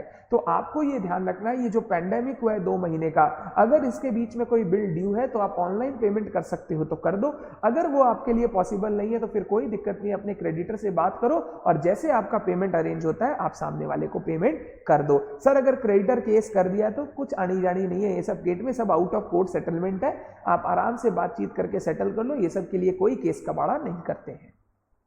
धन्यवाद। सॉरी सर मुझे लगा बीओई का डाउट, मैंने एनटीओ का पूछ लिया। ओह पता नहीं, छोड़, स्नेहल थोड़ा सा अभी भावुक हो रहा है, उसका बाद में देखते हैं। अब मैं स्टार्ट करता हूं जर्नल एंट्री का डिस्कशन। इसके लिए मेरे को आपको कुछ दिखाने की जरूरत नहीं है, फटाफट मेरा बात सुनते जाओ, जर्नल एंट्री का डिस्कशन करते हैं। जर्नल एंट्री हमने स्टार्ट किया था 2 पार्टी के बुक्स में, एक ड्रॉवर और दूसरा ड्रॉई। ड्रॉवर यानी जो बिल ड्रॉ कर रहा है क्रेडिटर, ड्रॉई यानी जो बिल एक्सेप्ट कर रहा है, जो उसका फाइनली पेमेंट करेगा यानी डेटर। सबसे पहले होता है bill draw, creditor bill draw करता है डेटर पे। क्रेडिटर जब बिल ड्रॉ करेगा वो एंट्री करेगा bills receivable account debit to debtor, debtor वाला एसेट कम करके एक नया एसेट लिख लेगा बिल रिसीवेबल। मैंने आपको बोला भी था ये एंट्री का कोई मायना नहीं है, बिकॉज आज भी उसी से पैसा लेना है, कल भी उसी से पैसा लेना था, तो बीआर टू डेटर करने से कोई आपका लीगल राइट चेंज नहीं होता, बस एक रिप्रेजेंटेशन पर्पस के लिए हम लोग ये जर्नल एंट्री पास करते हैं। डेटर जब बिल को एक्सेप्ट करेगा वो एंट्री करेगा creditor account debit to bills payable, creditor वाली लायबिलिटी खत्म करके बिल्स पेबल की एक नई लायबिलिटी बना लेगा। अब हो गया बिल ड्रॉ। उसके बाद जब बिल का टेन्योर चल रहा होगा, टेन्योर डेटर ड्रॉवर के पास, क्रेडिटर के पास टोटल 4 ऑप्शंस मैंने आपको सिखाए थे। पहला, hold the bill till maturity, कुछ मत कर, बिल अपने पास रख ले, मैच्योरिटी पर आए तो डेटर से पैसा ले लेना। दूसरा, discounting the bill of exchange. तीसरा, endorsing the bill to a creditor. और चौथा मैंने आपको क्या सिखाया था, बिल्स फॉर कलेक्शन। टोटल 4 हमने ऑप्शन सीखे थे। होल्ड टिल मैच्योरिटी वाले में कोई जर्नल एंट्री करने की जरूरत नहीं क्योंकि बिल की एंट्री हमने ऑलरेडी कर ली। अगर हमने बिल डिस्काउंट कराया तो नया journal entry bank account debit, discounting charges account debit to bill receivable, bank account debit, discounting charges account debit to bill receivable. ये डिस्काउंटिंग चार्जेस बैंक जो काटता है ये इंटरेस्ट के रूप में काटेगा। जितना आपका बिल का टेन्योर बाकी है, जिसको हम लोग बोलते हैं अनएक्सपायर्ड टेन्योर ऑफ बिल, मान लो 3 महीने का बिल है, आपने फर्स्ट डे बैंक के पास जाए, आप डिस्काउंट करा रहे हो क्योंकि आपको एडवांस में पैसा चाहिए, आपके पास पैसे कम है, लिक्विडिटी कम है, तो आप चाहते हो ये बिल बैंक से एडवांस करवा लूं और बैंक हमको इसका आज पैसा दे दे, बैंक को ड्रॉई बाद में पेमेंट कर देगा। तो आप अगर डिस्काउंटिंग कराने जाओगे बैंक आपसे इंटरेस्ट चार्ज करेगा क्योंकि बैंक के लिए ये एक टाइप का लोन या एडवांस है जो वो आपको दे रहा है। बैंक इंटरेस्ट चार्ज करेगा 3 महीने का, यानी जितना महीना बाद उसको पेमेंट मिलेगा ड्रॉई से। अगर मान लो 3 महीने का बिल है, आप 1 महीने के बाद डिस्काउंट करा रहे हो, 1 महीने के बाद डिस्काउंट करा रहे हो, तो बैंक आपसे इंटरेस्ट चार्ज करेगा 2 महीने का, जितना period of the bill unexpired है, जिसके बाद बैंक को ड्रॉई से पैसा मिलेगा। Journal entry bank account debit, discounting charges account debit to bills receivable. मैंने बोला था ये इंटरेस्ट सिंपल इंटरेस्ट कैलकुलेशन होता है PRT/100, प्रिंसिपल यानी बिल अमाउंट इनटू रेट जो बैंक चार्ज करेगा इनटू टाइम जो अनएक्सपायर्ड बिल का टाइम है। तीसरा हमने सीखा था, हम चाहे तो ये बिल क्रेडिटर को इंडोर्स कर सकते हैं। अगर हम ये क्रेडिटर को बिल इंडोर्स कर रहे हैं मतलब हम लोग बिल उसको दे के क्रेडिटर का पेमेंट सल्टा रहे हैं। जर्नल एंट्री हो जाएगा creditor account debit to bill receivable. हो सकता है बिल का अमाउंट क्रेडिटर के अमाउंट से कुछ कम हो, बिल का अमाउंट 10,000 है जबकि क्रेडिटर हमसे पाता था 10,500, हमने फुल सेटलमेंट में उसको बिल दे दिया, तो जो डिस्काउंट रिसीव डिस्काउंट अलाउड का एंट्री है वो हमें करना होगा। तो अगर हमने बिल इंडोर्स कर दिया क्रेडिटर को, हम लोग जर्नल एंट्री करेंगे creditor account debit to bill receivable. चौथा केस हमने पढ़ा था, हम ये बिल बैंक को दे सकते हैं फॉर कलेक्शन पर्पस। मेरे पास बहुत सारे बिल आते हैं, मैं खुद कलेक्शन करने नहीं जा पाता, तो बैंक मुझे एक कलेक्शन की सर्विस प्रोवाइड करता है, इसको बोलते हैं रिसीवेबल मैनेजमेंट का सर्विस। आप लोग इंटर में पढ़ोगे फाइनेंशियल मैनेजमेंट में। तो मैंने बैंक को सारे बिल दे दिए और बोला जब जब टाइम आए ना बिल का, तुम जाना मेरे डेटर के पास और पैसा लाके मेरे अकाउंट में डाल देना। तो ये एक सर्विस बैंक प्रोवाइड करता है अपने कस्टमर को। बिल फॉर कलेक्शन डिस्काउंटिंग नहीं है, यहां पर बैंक अभी हमें कोई पैसा नहीं देगा एडवांस में, बैंक तो पैसा तभी देगा जब ड्रॉई हमको पेमेंट कर दे। तो बिल फॉर कलेक्शन के लिए हम लोग जर्नल एंट्री पास करते हैं, bill for collection account debit to bill receivable. इस एंट्री का भी कोई दरकार नहीं था, बस सिर्फ रिप्रेजेंटेशन के लिए कितने बिल मेरे पास है, कितने बिल मैंने बैंक को दे रखे, उसके लिए हम लोग ये एक अकाउंट खोलते हैं, बिल्स फॉर कलेक्शन अकाउंट। अब क्रेडिटर चाहे कुछ भी करे बिल के साथ, अभी डेटर कोई एंट्री पास नहीं करेगा। क्यों एंट्री पास नहीं करेगा? क्योंकि डेटर बोलेगा आपके इन सब ट्रांजैक्शन से मेरे बुक्स ऑफ अकाउंट्स पे करो इफेक्ट ही नहीं होता है। तो चाहे क्रेडिटर डिस्काउंट कराए बिल को, चाहे क्रेडिटर बिल को अपने क्रेडिटर को इंडोर्स करे, चाहे ड्रॉवर अपने बिल्स फॉर कलेक्शन में सेंड करे बिल को, डेटर इन चीजों की कोई एंट्री नहीं करेगा, ड्रॉई इन चीजों की कोई भी एंट्री नहीं करेगा। तो ये सबसे पहले आपको समझना था।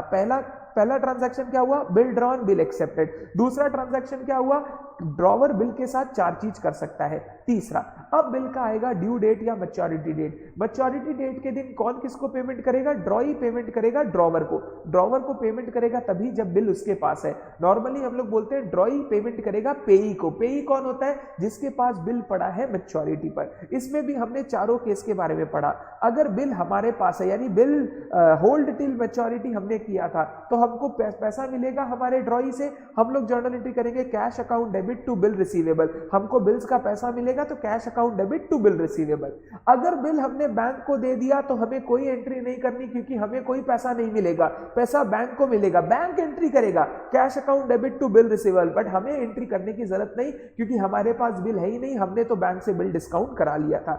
अगर बिल हमने क्रेडिटर को इंडोर्स कर दिया था, तो अगर पैसा देता है ड्रॉई तो हम लोग कोई एंट्री नहीं करेंगे क्योंकि ड्रॉई पैसा हमें नहीं देगा, हमारे क्रेडिटर को देगा। क्रेडिटर एंट्री करेगा cash account debit to bill receivable, हमें कोई एंट्री करने की जरूरत नहीं है। और चौथा, बिल्स फॉर कलेक्शन। अगर ड्रॉई पैसा देता है हमारे बैंक को फॉर कलेक्शन, तो उस समय हम एंट्री करेंगे bank account debit to bills for collection. अगर बैंक बिल्स वाइज कुछ चार्ज काटता है तो वो चार्जेस हम लोग बैंक चार्जेस या कलेक्शन चार्जेस बोल के खर्चा दिखाएंगे। तो जर्नल एंट्री हो जाएगा bank account debit collection charges account debit to bills for collection, या फिर bank account debit to bills for collection. जब चार्जेस काटे collection charges account debit to bank, हम लोग ये एंट्री पास कर सकते हैं। तो बिल जिसके पास फाइनली होगा उसको पैसा मिलेगा और वही उसकी जर्नल करेगा। अगर बिल मेरे पास है तो मैं एंट्री करूंगा, बिल बैंक के पास है तो बैंक एंट्री करेगा, क्रेडिटर के पास है तो क्रेडिटर एंट्री करेगा। ड्रॉई क्या एंट्री करेगा? ड्रॉई एक ही एंट्री करेगा। ड्रॉई बोला हमको पेमेंट करना है, अब किसको भी करना है हमको उससे मतलब नहीं है, तो मेरे को अपनी बिल पेबल की लायबिलिटी का पेमेंट करना है, मैं एंट्री करूंगा bill payable account debit to cash. Drawee का लाइफ बड़ा ही सिंपल होता है। ड्रॉई एंट्री करता है पहले बिल एक्सेप्टेंस का और फाइनली बिल पेमेंट का। ना बीच में उसको करना है ना लास्ट में उसको कोई माथा लगाना है, उसका तो एक लायबिलिटी है जो वो चुकाएगा और चुकाते समय एंट्री कर देगा bills payable account debit to cash account. इतना हमने पहला पार्ट में पढ़ा। अगर हमने पढ़ा कि ड्यू डेट या मैच्योरिटी डेट के दिन अगर ड्रॉई पैसा देने से मना कर दे, ड्रॉई बोलता है हम पैसा नहीं देंगे, अभी हमारे पास पैसे नहीं है, हम बाद में दे देंगे, बट अभी हम आपको पेमेंट नहीं कर पाएंगे। अगर ड्रॉई पैसा देने से मना कर दे तो फिर एंट्री क्या होगा, ये हमने सीखा था। इसको हम लोग बोलते हैं डिसऑनर ऑफ बिल। अब ध्यान से मेरा बात सुनना। एक क्वेश्चन आया है, सर इस लेवल में हम लोग का बुक बैंक का बुक बनाने नहीं आएगा ना? नहीं आएगा, वो नॉर्मली नहीं पूछता है। सर ड्यू डेट पर पेई अपने बुक्स में एंट्री करता है तो बिल्स फॉर कलेक्शन में पेई क्यों होता है? बिल्स फॉर कलेक्शन में एक्चुअली पेई हम लोग ही रहेंगे। बिल्स फॉर कलेक्शन हमारा ही बिल, हमने सिर्फ बैंक को दे रखा है, तो उसमें पेई हम ही है तो हमको ही एंट्री करना पड़ेगा। बैंक को सिर्फ हमारे बिहाफ में पैसा मिल रहा है। Bank is a collection agent only. वो पैसे पे राइट हमारा है, पे ही हम है। बैंक हमारे बिहाफ में जाके पैसा लेके आ रहा है, नहीं तो हमारा एम्प्लॉय जाके लेके आता। अब हमने एम्प्लॉय की जगह बैंक को बोल दिया तुम पैसा कलेक्ट करके ले आओ, ताकि हमारे यहाँ झंझट ना रहे, हम अपना दूसरा काम पे ध्यान दे सके। तो हमने कुछ कमीशन के साथ बैंक को ये दे दिया कि बैंक आप कलेक्शन कर लो, हम आपको कुछ चार्जेस पेमेंट कर देंगे इस कलेक्शन के लिए। तो उस केस में पे ही हम ही है, हम ही को पैसा मिल रहा है, बस कलेक्शन हमारे बिहाफ में बैंक कर रहा है। डन है बात। अब अगर आपका बिल डिसऑनर हो जाता है, बहुत ध्यान से सुनने का है, बहुत इंपॉर्टेंट, डिसऑनर हो जाता है तो ड्रॉवर अपने बुक्स में क्या एंट्री करता है ये मैंने आपको सिखाया था, और सबसे मैक्सिमम गलती होता है इसी पार्ट में। ध्यान से सुनना। 4 केस हमने सीखा, एक होल्ड टिल मैच्योरिटी, एक आपने बिल डिस्काउंट करा लिया, उसके बाद एक आपने बिल इंडोर्स कर दिया क्रेडिटर को, और फाइनली बिल्स फॉर कलेक्शन। एक एक में बात करता हूं। अगर बिल आपके पास है और बिल डिसऑनर हो गया, यानी डेटर ने आपको पैसा नहीं दिया, आप डेटर के पास गए बिल लेके, डेटर इसका पेमेंट करो, डेटर बोल रहा है अभी पैसे नहीं है, मैं पेमेंट नहीं कर पाऊंगा। अब देखो, अगर बिल का मैच्योरिटी डेट आ गया तो बिल को तो अब खत्म करना होगा, क्योंकि उसके बाद बिल का कोई राइट नहीं है, और डेटर पैसा अभी नहीं दिया तो हम फ्यूचर में डेटर से पैसा वापस लेने जाएंगे। ऐसा नहीं है कि सर डिसऑनर हो गया अब हमें कभी पैसा नहीं मिलेगा। डेटर बोल रहा है अभी मेरे पास पैसा नहीं है, आप थोड़े दिन बाद आके मेरे से पैसा ले लो, तो मेरे को उससे पैसा लेना है, वो आज भी मेरा डेटर है। मैं जर्नल एंट्री पास करता हूं, debtor account debit, debtor account debit to bills receivable, debtor account debit to bills receivable. ये जर्नल एंट्री में पास करूंगा अगर बिल मेरे पास था और बिल डिसऑनर हो गया। अगर मैंने बिल दे दिया बैंक को डिस्काउंट कराया था बैंक से, तो पैसा कौन किसको देने वाला था? मेरा ड्रॉई देने वाला था बैंक को, मेरा ड्रॉई देने वाला था बैंक को, बट ड्रॉई बैंक को देने से मना कर दिया। मान लो मैं मिस्टर ए हूं, मैंने बी पर बिल ड्रॉ किया था और मैंने बैंक से डिस्काउंट कराया, तो बी बैंक को पेमेंट करेगा, बी मना कर दिया पेमेंट करने से। जब बी बैंक को मना करेगा ना पेमेंट से, बैंक उससे हुज्जत नहीं करेगा, बैंक बोलेगा ठीक है कोई बात नहीं, बैंक सीधा मेरे पास आएगा और मेरा कॉलर पकड़ के बोलेगा, ऐसे तो पकड़ेगा नहीं, कॉलर पकड़ के बोलेगा यार अविनाश तुमने किसका बिल दे दिया, ये आदमी हमको पेमेंट ही नहीं कर रहा है। अब हमको पता नहीं है बी पेमेंट करे ना करे, तुम उससे सलट लो, तुम हमें अपना पेमेंट करो, क्योंकि हमने तुमको एडवांस दिया था तो तुमको हमें पेमेंट करना होगा। इसीलिए एक चीज पढ़ रहे थे ना कि इन case of bill of exchange the drawer का लाइबिलिटी इज सेकेंडरी। सेकेंडरी मतलब अगर ड्रॉई पेमेंट करने से मना कर दे तो फिर ड्रॉवर को पेमेंट करना पड़ता है फॉर द टाइम बीइंग, बाद में ड्रॉवर वो पैसा ड्रॉई से फाइनली कलेक्ट कर लेगा। तो बिल ऑफ एक्सचेंज में जो ड्रॉवर का लाइबिलिटी होता है वो सेकेंडरी होता है, क्योंकि प्राइमरी लायबिलिटी होता है ड्रॉई का और सेकेंडरी लायबिलिटी होता है ड्रॉवर का। अब देखो यहां पे क्या होगा, बैंक मेरे से पैसा मांगेगा, बैंक नॉर्मली क्या करता है मेरे खाते से पैसे काट लेगा, और मैं डेटर को बोलूंगा यार मेरे को तेरे से पैसा लेना है क्योंकि तूने बैंक को चुकाया नहीं, तो मैं जर्नल एंट्री करूंगा debtor account debit, debtor account debit to bank, debtor account debit to bank. तो बैंक मेरे अकाउंट से पैसा काट लिया, खाते से पैसा काट लिया, मेरा बैंक कम हो जाएगा बैलेंस, और डेटर से मेरे को पैसा लेना है क्योंकि अभी उसने पैसे देने से इनकार कर दिया। अगर बिल मैंने इंडोर्स किया था मेरे क्रेडिटर को, तो मैं जर्नल एंट्री करूंगा डेटर अकाउंट डेबिट, यार डेटर से पैसा लेना है और पैसा देना किसको है? क्रेडिटर को, क्योंकि बात हुई थी कि मेरा ड्रॉई पेमेंट करेगा, बी पेमेंट करेगा क्रेडिटर को, बट अगर बी पेमेंट करने से मना कर दे तो क्रेडिटर मेरे से पैसे मांगेगा। क्रेडिटर आके बोलेगा अविनाश मेरे को पेमेंट करो, मैं बोला ठीक है करता हूं आपको पेमेंट, तो क्रेडिटर बन जाएगा मेरा क्रेडिटर, और डेटर से मेरे को पैसा लेना है तो वो बन जाएगा डेटर। जर्नल एंट्री हो गया debtor account debit to creditor. अगर बिल मैंने कलेक्शन के लिए सेंड कर रखा था तो मैं एंट्री करूंगा डेटर अकाउंट डेबिट, मेरे को डेटर से पैसा लेना है क्योंकि अभी वो पैसा नहीं दिया, टू बिल फॉर कलेक्शन, मेरा बिल खत्म हो जाएगा क्योंकि अब इस बिल का कोई लीगल राइट नहीं है। तो ये हम लोगों को एंट्री करना पड़ता है अगर हमारा बिल क्या हो जाए, डिसऑनर हो जाए। चारों एंट्री में एक चीज कॉमन है जो तुमको सिखाया था, डेटर हमेशा डेबिट होगा। अगर बिल डिसऑनर होगा तो हम डेटर अकाउंट डेबिट करेंगे क्योंकि हमको उस डेटर से पैसा लेना है, तो वो वापस हमारा डेटर बन जाएगा डेटर अकाउंट डेबिट। अब अगर बिल मेरे पास है तो बिल अकाउंट क्रेडिट, बैंक के पास है बैंक अकाउंट क्रेडिट, क्रेडिटर के पास है क्रेडिटर अकाउंट क्रेडिट, कलेक्शन में है तो कलेक्शन अकाउंट क्रेडिट। तो बिल जहां पर भी है उसके हिसाब से आपको वो क्रेडिट करना होगा, बट डेबिट हमेशा डिसऑनर के टाइम कौन होगा? डेटर होगा। ये जर्नल एंट्री हमने इस तरीके से सीखी थी। मैंने आपको 2 कॉलम बना के एंट्री सिखाया होगा, एक ड्रॉवर ड्रॉई, और ड्रॉवर में डिफरेंट केसेस के साथ आपको एंट्री कराया होगा। और तुमको पता है ड्रॉवर चाहे कितना भी दिमाग लगाए, जो ड्रॉई होगा ना वो तो बेचारा एक ही एंट्री करेगा। वो बोलेगा बिल पेएबल का लायबिलिटी तो खत्म हो गया क्योंकि बिल मैच्योर हो गया, बट मैंने अभी पैसा नहीं दिया तो मेरे को बाद में पैसा देना पड़ेगा ड्रॉवर को, तो वो एंट्री करेगा bill payable account debit to creditor account या bill payable account debit to drawer account, और वो क्रेडिटर को वापस अपना क्रेडिटर बना लेगा क्योंकि उसको फ्यूचर में पेमेंट करना पड़ेगा। सर सिखाते थे बचपन में, तुमको याद है? डिसऑनर के टाइम कुछ नहीं करना पड़ता, जो पहले एंट्री किए थे उसको रिवर्स कर देना। पहले एंट्री किए थे क्रेडिटर टू बीपी, अब एंट्री कर रहे हैं बीपी टू क्रेडिटर, बस मैं एंट्री को रिवर्स कर रहा हूं और उसमें कुछ करने का जरूरत नहीं है। तो अगर पेमेंट किया तो बीपी टू कैश, नहीं किया तो बीपी टू क्रेडिटर। तो ड्रॉई का books was very very very easy, इसीलिए एग्जाम में जब भी क्वेश्चन आता है ना 99.99% टाइम आपको हमेशा दिखाई देगा journal entry in the books of drawer, journal entry in the books of ड्रॉई आपको देखने नहीं मिलेगा। पहले बताओ इतना दूर तक का बात क्लियर है? Basic journal entries. Sir if drawer insolvent हो गया तो बैंक किससे पैसा लेगा? अगर ड्रॉवर इंसॉल्वेंट हो जाता है, हाथ खड़े कर देता है, तो फिर जितना उसका एस्टेट में पैसा बाकी है उतना बैंक ले पाएगा, उसके बाद बैंक और पैसा ले नहीं पाएगा।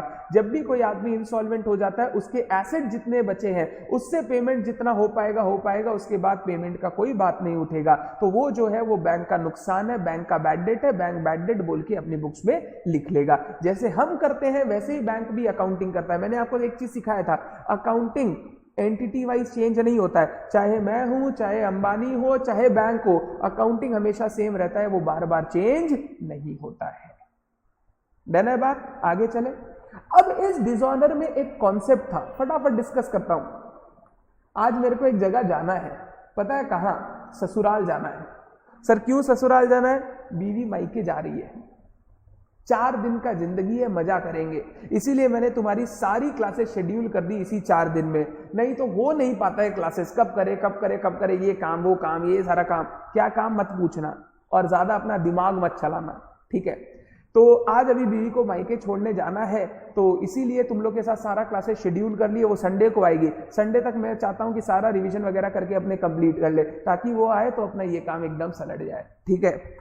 आप दुखी होगे ना, झूठ मत बोलिए। रौनक बोल रहा है झूठ मत बोलिए, आपको दुख होगा ना। रौनक भाई, इससे ज्यादा खुशी का बात जिंदगी में कुछ नहीं है। आज एक ऐसे ही फेसबुक पे कोई डाला था, मैं पढ़ रहा था कि शादी होने से पहले सब सोचता है कि कब मिलेंगे, और शादी होने के बाद सब सोचता है कि कब जाएगा। तो इट्स ऑलवेज दैट थिंग। तो अगर वो जा रही है 4 दिन के ब्रेक के लिए, ये मेरा बहुत बड़ा ब्रेक है, ये 4 दिन में वापस बैचलर बन सकता हूं, तो मैं बैचलर होकर अपनी जिंदगी वापस जीऊंगा, कोई मुझे रोक नहीं पाएगा। जितना चाहना है उतना खाऊंगा, जितना चाहता है उतना घूमूंगा, और जितना चाहता है उतना देखूंगा, कोई रोक नहीं सकता। तो ये 4 दिन थोड़ा एंजॉयमेंट के 4 दिन है, हमको जाना है, तो फटाफट अपने आगे बढ़ते हैं। Next topic, noting charges. ये नोटिंग चार्जेस वाला टॉपिक, बॉटल ओपन होगा तो ना भाई, हम नहीं करते हैं बॉटल ओपन, हम सिर्फ पानी पीते हैं। पानी को छोड़ के हम पेप्सी, थम्स अप वगैरह भी बहुत कम पीते हैं। हम वो चीज को तो हाथ ही नहीं लगाते, बस हम पानी पीते हैं, इसीलिए बॉटल वगैरह कुछ ओपन नहीं होगा। पानी का ही बोले सर, समझ गए? तुम लोग नवनीत सर का भी स्टूडेंट है मेरे साथ साथ, तो हमको पता है कि क्या तुम लोग पूछ रहे हैं और क्या तुम लोग बोल रहा है। छोड़ो, क्या देखेंगे, तुम्हारे साथ लिंक शेयर कर देंगे देवजीत, तुम भी देख लेना, ठीक है? नोटिंग चार्जेस, जब भी बिल डिसऑनर होता है तो ड्रॉवर या जो भी होल्डर ऑफ द बिल होता है, ताकि वो ये प्रूफ कर सके कोर्ट में कि हाँ सच में ड्रॉई ने पेमेंट नहीं किया है, वो उस बिल को नोटरी पब्लिक, एक गवर्नमेंट ऑर्गेनाइजेशन है, नोटरी पब्लिक से बिल पे नोटिंग करवा लेता है कि इस बिल का पेमेंट सामने वाले ने नहीं किया। इस प्रोसेस को हम लोग बोलते हैं noting of a dishonoured bill. Noting इसलिए कराई जाती है ताकि कोर्ट में आगे जाकर जब बिल पेश किया जाए तो ड्रॉई इस बात से ना मुकरे कि हमने तो आपको पैसा दे दिया था, जब हमने नोटिंग करा ली इट इज अ प्रूफ कि सामने वाले ने हमने पैसा नहीं दिया है और वो हमें फ्यूचर में पैसा देगा। जब भी नोटिंग आप कराओगे नोटरी पब्लिक से, आपको कुछ चार्जेस पेमेंट करने होंगे, बहुत नॉर्मल चार्जेस है, depending on the amount of the bill, depending on the amount of the contract, बहुत नॉमिनल चार्जेस लगते हैं, बट वो आपको पेमेंट करना पड़ेगा नोटिंग कराते समय। ये नोटिंग कराते समय जो पेमेंट करना पड़ता है इसको हम लोग बोलते हैं नोटिंग चार्जेस। तो नोटिंग चार्जेस वो चार्जेस है जो डिसऑनर बिल की नोटिंग करवाने के लिए होल्डर को पेमेंट करना पड़ता है। इस नोटिंग चार्जेस के लिए मैंने आपसे 2 बार डिस्कस की थी, हमेशा ध्यान रखना। Payment of noting charges, payment of noting charges कौन करेगा? पेमेंट ऑफ नोटिंग चार्जेस कौन करेगा? पेमेंट ऑफ नोटिंग चार्जेस करेगा बिल का होल्डर, जिसके पास फाइनली बिल था उस दिन, जिसको आप पेई भी बोल सकते हो। बट ये जो नोटिंग चार्जेस है वो खर्चा किसका होगा, एक्सपेंस किसका होगा? बियर कौन करेगा? बियर हमेशा करेगा ड्रॉई। बियर BEAR, BEER नहीं, BEAR, बियर करेगा हमेशा ड्रॉई। ड्रॉई क्यों बियर करेगा? उसकी गलती के कारण बिल डिसऑनर हुआ, उसने पेमेंट नहीं किया है, तो फाइनल बियर करना पड़ेगा हमेशा ड्रॉई को। सर इसका जर्नल एंट्री कैसे करते हैं? जो होल्डर है, जो पेई है, वो कैश क्रेडिट करेगा कि ये पैसा मैंने पेमेंट किया है on the behalf of my debtor. और फाइनली जो हमारा ड्रॉई है वो नोटिंग चार्जेस खर्चा बोल के नोटिंग चार्जेस अकाउंट डेबिट करेगा। बेसिक जर्नल एंट्री समझा रहा हूं, सुन लो। मान लो मैं ए हूं, मैंने बी से बी पे बिल ड्रॉ किया था और मैंने बिल इंडोर्स कर दिया था सी को। बिल का अमाउंट है 1000 रुपया, नोटिंग चार्जेस लगा 10 रुपया। ध्यान से, सी जब नोटिंग चार्जेस की एंट्री करेगा, सी जब डिसऑनर की एंट्री करेगा, सी एंट्री करेगा ए अकाउंट डेबिट, मेरे को ए से पैसा लेना है, सी मेरे पास आएगा, ए अकाउंट डेबिट 1010 रुपया, 1010 रुपया to bill receivable, bill dishonour हो गया 1000 रुपया, टू कैश 10 रुपया। वो अपने बुक्स में 10 रुपया का आउटफ्लो दिखाएगा, कैश दिखाएगा कि ये हमने ए के बिहाफ में नोटिंग चार्जेस पे किया है। तो वो मुझे 1010 रुपया मांगेगा मेरे से, बिल कैंसिल करेगा 1000 रुपए का और 10 रुपए का लिखेगा टू कैश नोटिंग चार्जेस। मैं जब एंट्री करूंगा बी अकाउंट डेबिट, मेरा डेटर बन जाएगा, टू सी अकाउंट मेरा क्रेडिटर, सीधा 1010 रुपया। मेरे बुक्स में नोटिंग चार्जेस अलग से नहीं दिखाई देगा, वो अमाउंट के अंदर इंक्लूड हो जाएगा। जो बिल का अमाउंट है 1000 रुपया प्लस 10 रुपया, तो मैं एंट्री करूंगा B account debit to C 1010। B यानी फाइनली ड्रॉइंग जब एंट्री करेगा वो पता है क्या एंट्री करेगा? Bill payable account debit, bill payable dishonour हो गया 1000, noting charges account debit 10, to A को पेमेंट करना है कितना रुपया? 1010। तो फाइनली जब वो एंट्री करेगा तब एंट्री पास करेगा noting charges account debit. Always remember, noting charges account सिर्फ ड्रॉई के बुक्स में ओपन किया जाएगा, वही खर्चा लिखेगा। होल्डर, ड्रॉवर, ये लोग कभी भी नोटिंग चार्जेस का जिक्र नहीं करेंगे। जो पेमेंट करेगा वो टू कैश बोल के लिखेगा और जो ड्रॉई होगा वो उसको खर्चा बोल के दिखाएगा। तो इस तरीके से हमने नोटिंग चार्जेस का अकाउंटिंग सीखा था। जो पे करेगा टू कैश, फाइनली ड्रॉई दिखाएगा नोटिंग चार्जेस अकाउंट डेबिट। यहां तक सीखे। नेक्स्ट हमने स्टार्ट किया renewal and retirement of a bill. बड़ा ही सिंपल चीज है बट इंपॉर्टेंट है from exam point of view. Renewal of a bill क्या होता है? मान लो मैंने मिस्टर बी के ऊपर एक बिल ड्रॉ किया। कब ड्रॉ किया? 15 जनवरी को। कितने महीने के लिए? 3 मंथ्स के लिए। अब 15 जनवरी को ड्रॉ किया 3 मंथ्स के लिए, तो उसको पेमेंट कब करना है? 18 अप्रैल को। मिस्टर बी 18 अप्रैल को मेरे पास आता है, 15 अप्रैल को मेरे पास आता है, बोलता है अविनाश जी पैसा नहीं है अभी, आप प्लीज हमको 1 महीने का समय दीजिए, ये बिल हम अभी ऑनर नहीं कर पाएंगे, आप प्लीज हमें 1 महीने का समय दीजिए, हम आपको 1 महीने बाद पेमेंट कर देंगे। आप चाहो तो इसके लिए मेरे ऊपर एक नया बिल ड्रॉ कर लो, हमको कोई दिक्कत नहीं है। जब हम लोग पुराना बिल को कैंसिल करने के लिए एक नया बिल ड्रॉ करते हैं फॉर अ फ्रेश मैच्योरिटी, उसको हम लोग बोलते हैं रेन्युअल ऑफ अ बिल। यहां बिल रिन्यू किया जाता है। तो अगर मेरा ड्रॉई ड्यू डेट के दिन पेमेंट नहीं कर पा रहा है और वो मेरे को रिक्वेस्ट कर रहा है to extend the tenure of the bill, इसको हम लोग बोलते हैं renewal of a bill. Renewal के केस में पुराना बिल कैंसिल कर दिया जाएगा, पुराना बिल कैंसिल कर दिया जाएगा और एक नया बिल ड्रॉ किया जाएगा फॉर अ फ्रेश मैच्योरिटी। तो पुराना बिल गेट्स कैंसिल्ड यानी डिसऑनर का अकाउंटिंग, और नया बिल ड्रॉ होता है तो हम लोगों को उसका अकाउंटिंग करना पड़ेगा। अब जब भी क्रेडिटर बिल को रिन्यू करेगा, क्रेडिटर बिल को रिन्यू करेगा, वो डेटर से कुछ इंटरेस्ट भी लेगा। क्या लेगा? इंटरेस्ट भी लेगा, क्योंकि आप मेरा पेमेंट लेट करोगे तो ये जो 1 महीना लेट पेमेंट आप कर रहे हो ना, इस 1 महीना के लिए आपको ब्याज देना पड़ेगा, इंटरेस्ट देना पड़ेगा। ये इंटरेस्ट क्रेडिटर के लिए इनकम और डेटर के लिए एक्सपेंस। तो क्रेडिटर इस इंटरेस्ट को इनकम बोल के अपने बुक्स में लिखेगा और डेटर इस इंटरेस्ट को खर्चा बोल के अपनी बुक्स में लिखेगा। अब मैं जर्नल एंट्री क्या सिखाया था, सुनना। पहले क्रेडिटर के बुक में पुराना वाला बिल कैंसिल करना है, पुराना वाला बिल एंट्री सुन, debtor account debit to bill receivable, debtor account debit to bill receivable, पुराना वाला बिल कैंसिल हो गया। अगर बिल इंडोर्स वगैरह किए तो डेटर टू क्रेडिटर, जो एंट्री सिखाया डिसऑनर का वो एंट्री आ जाएगा।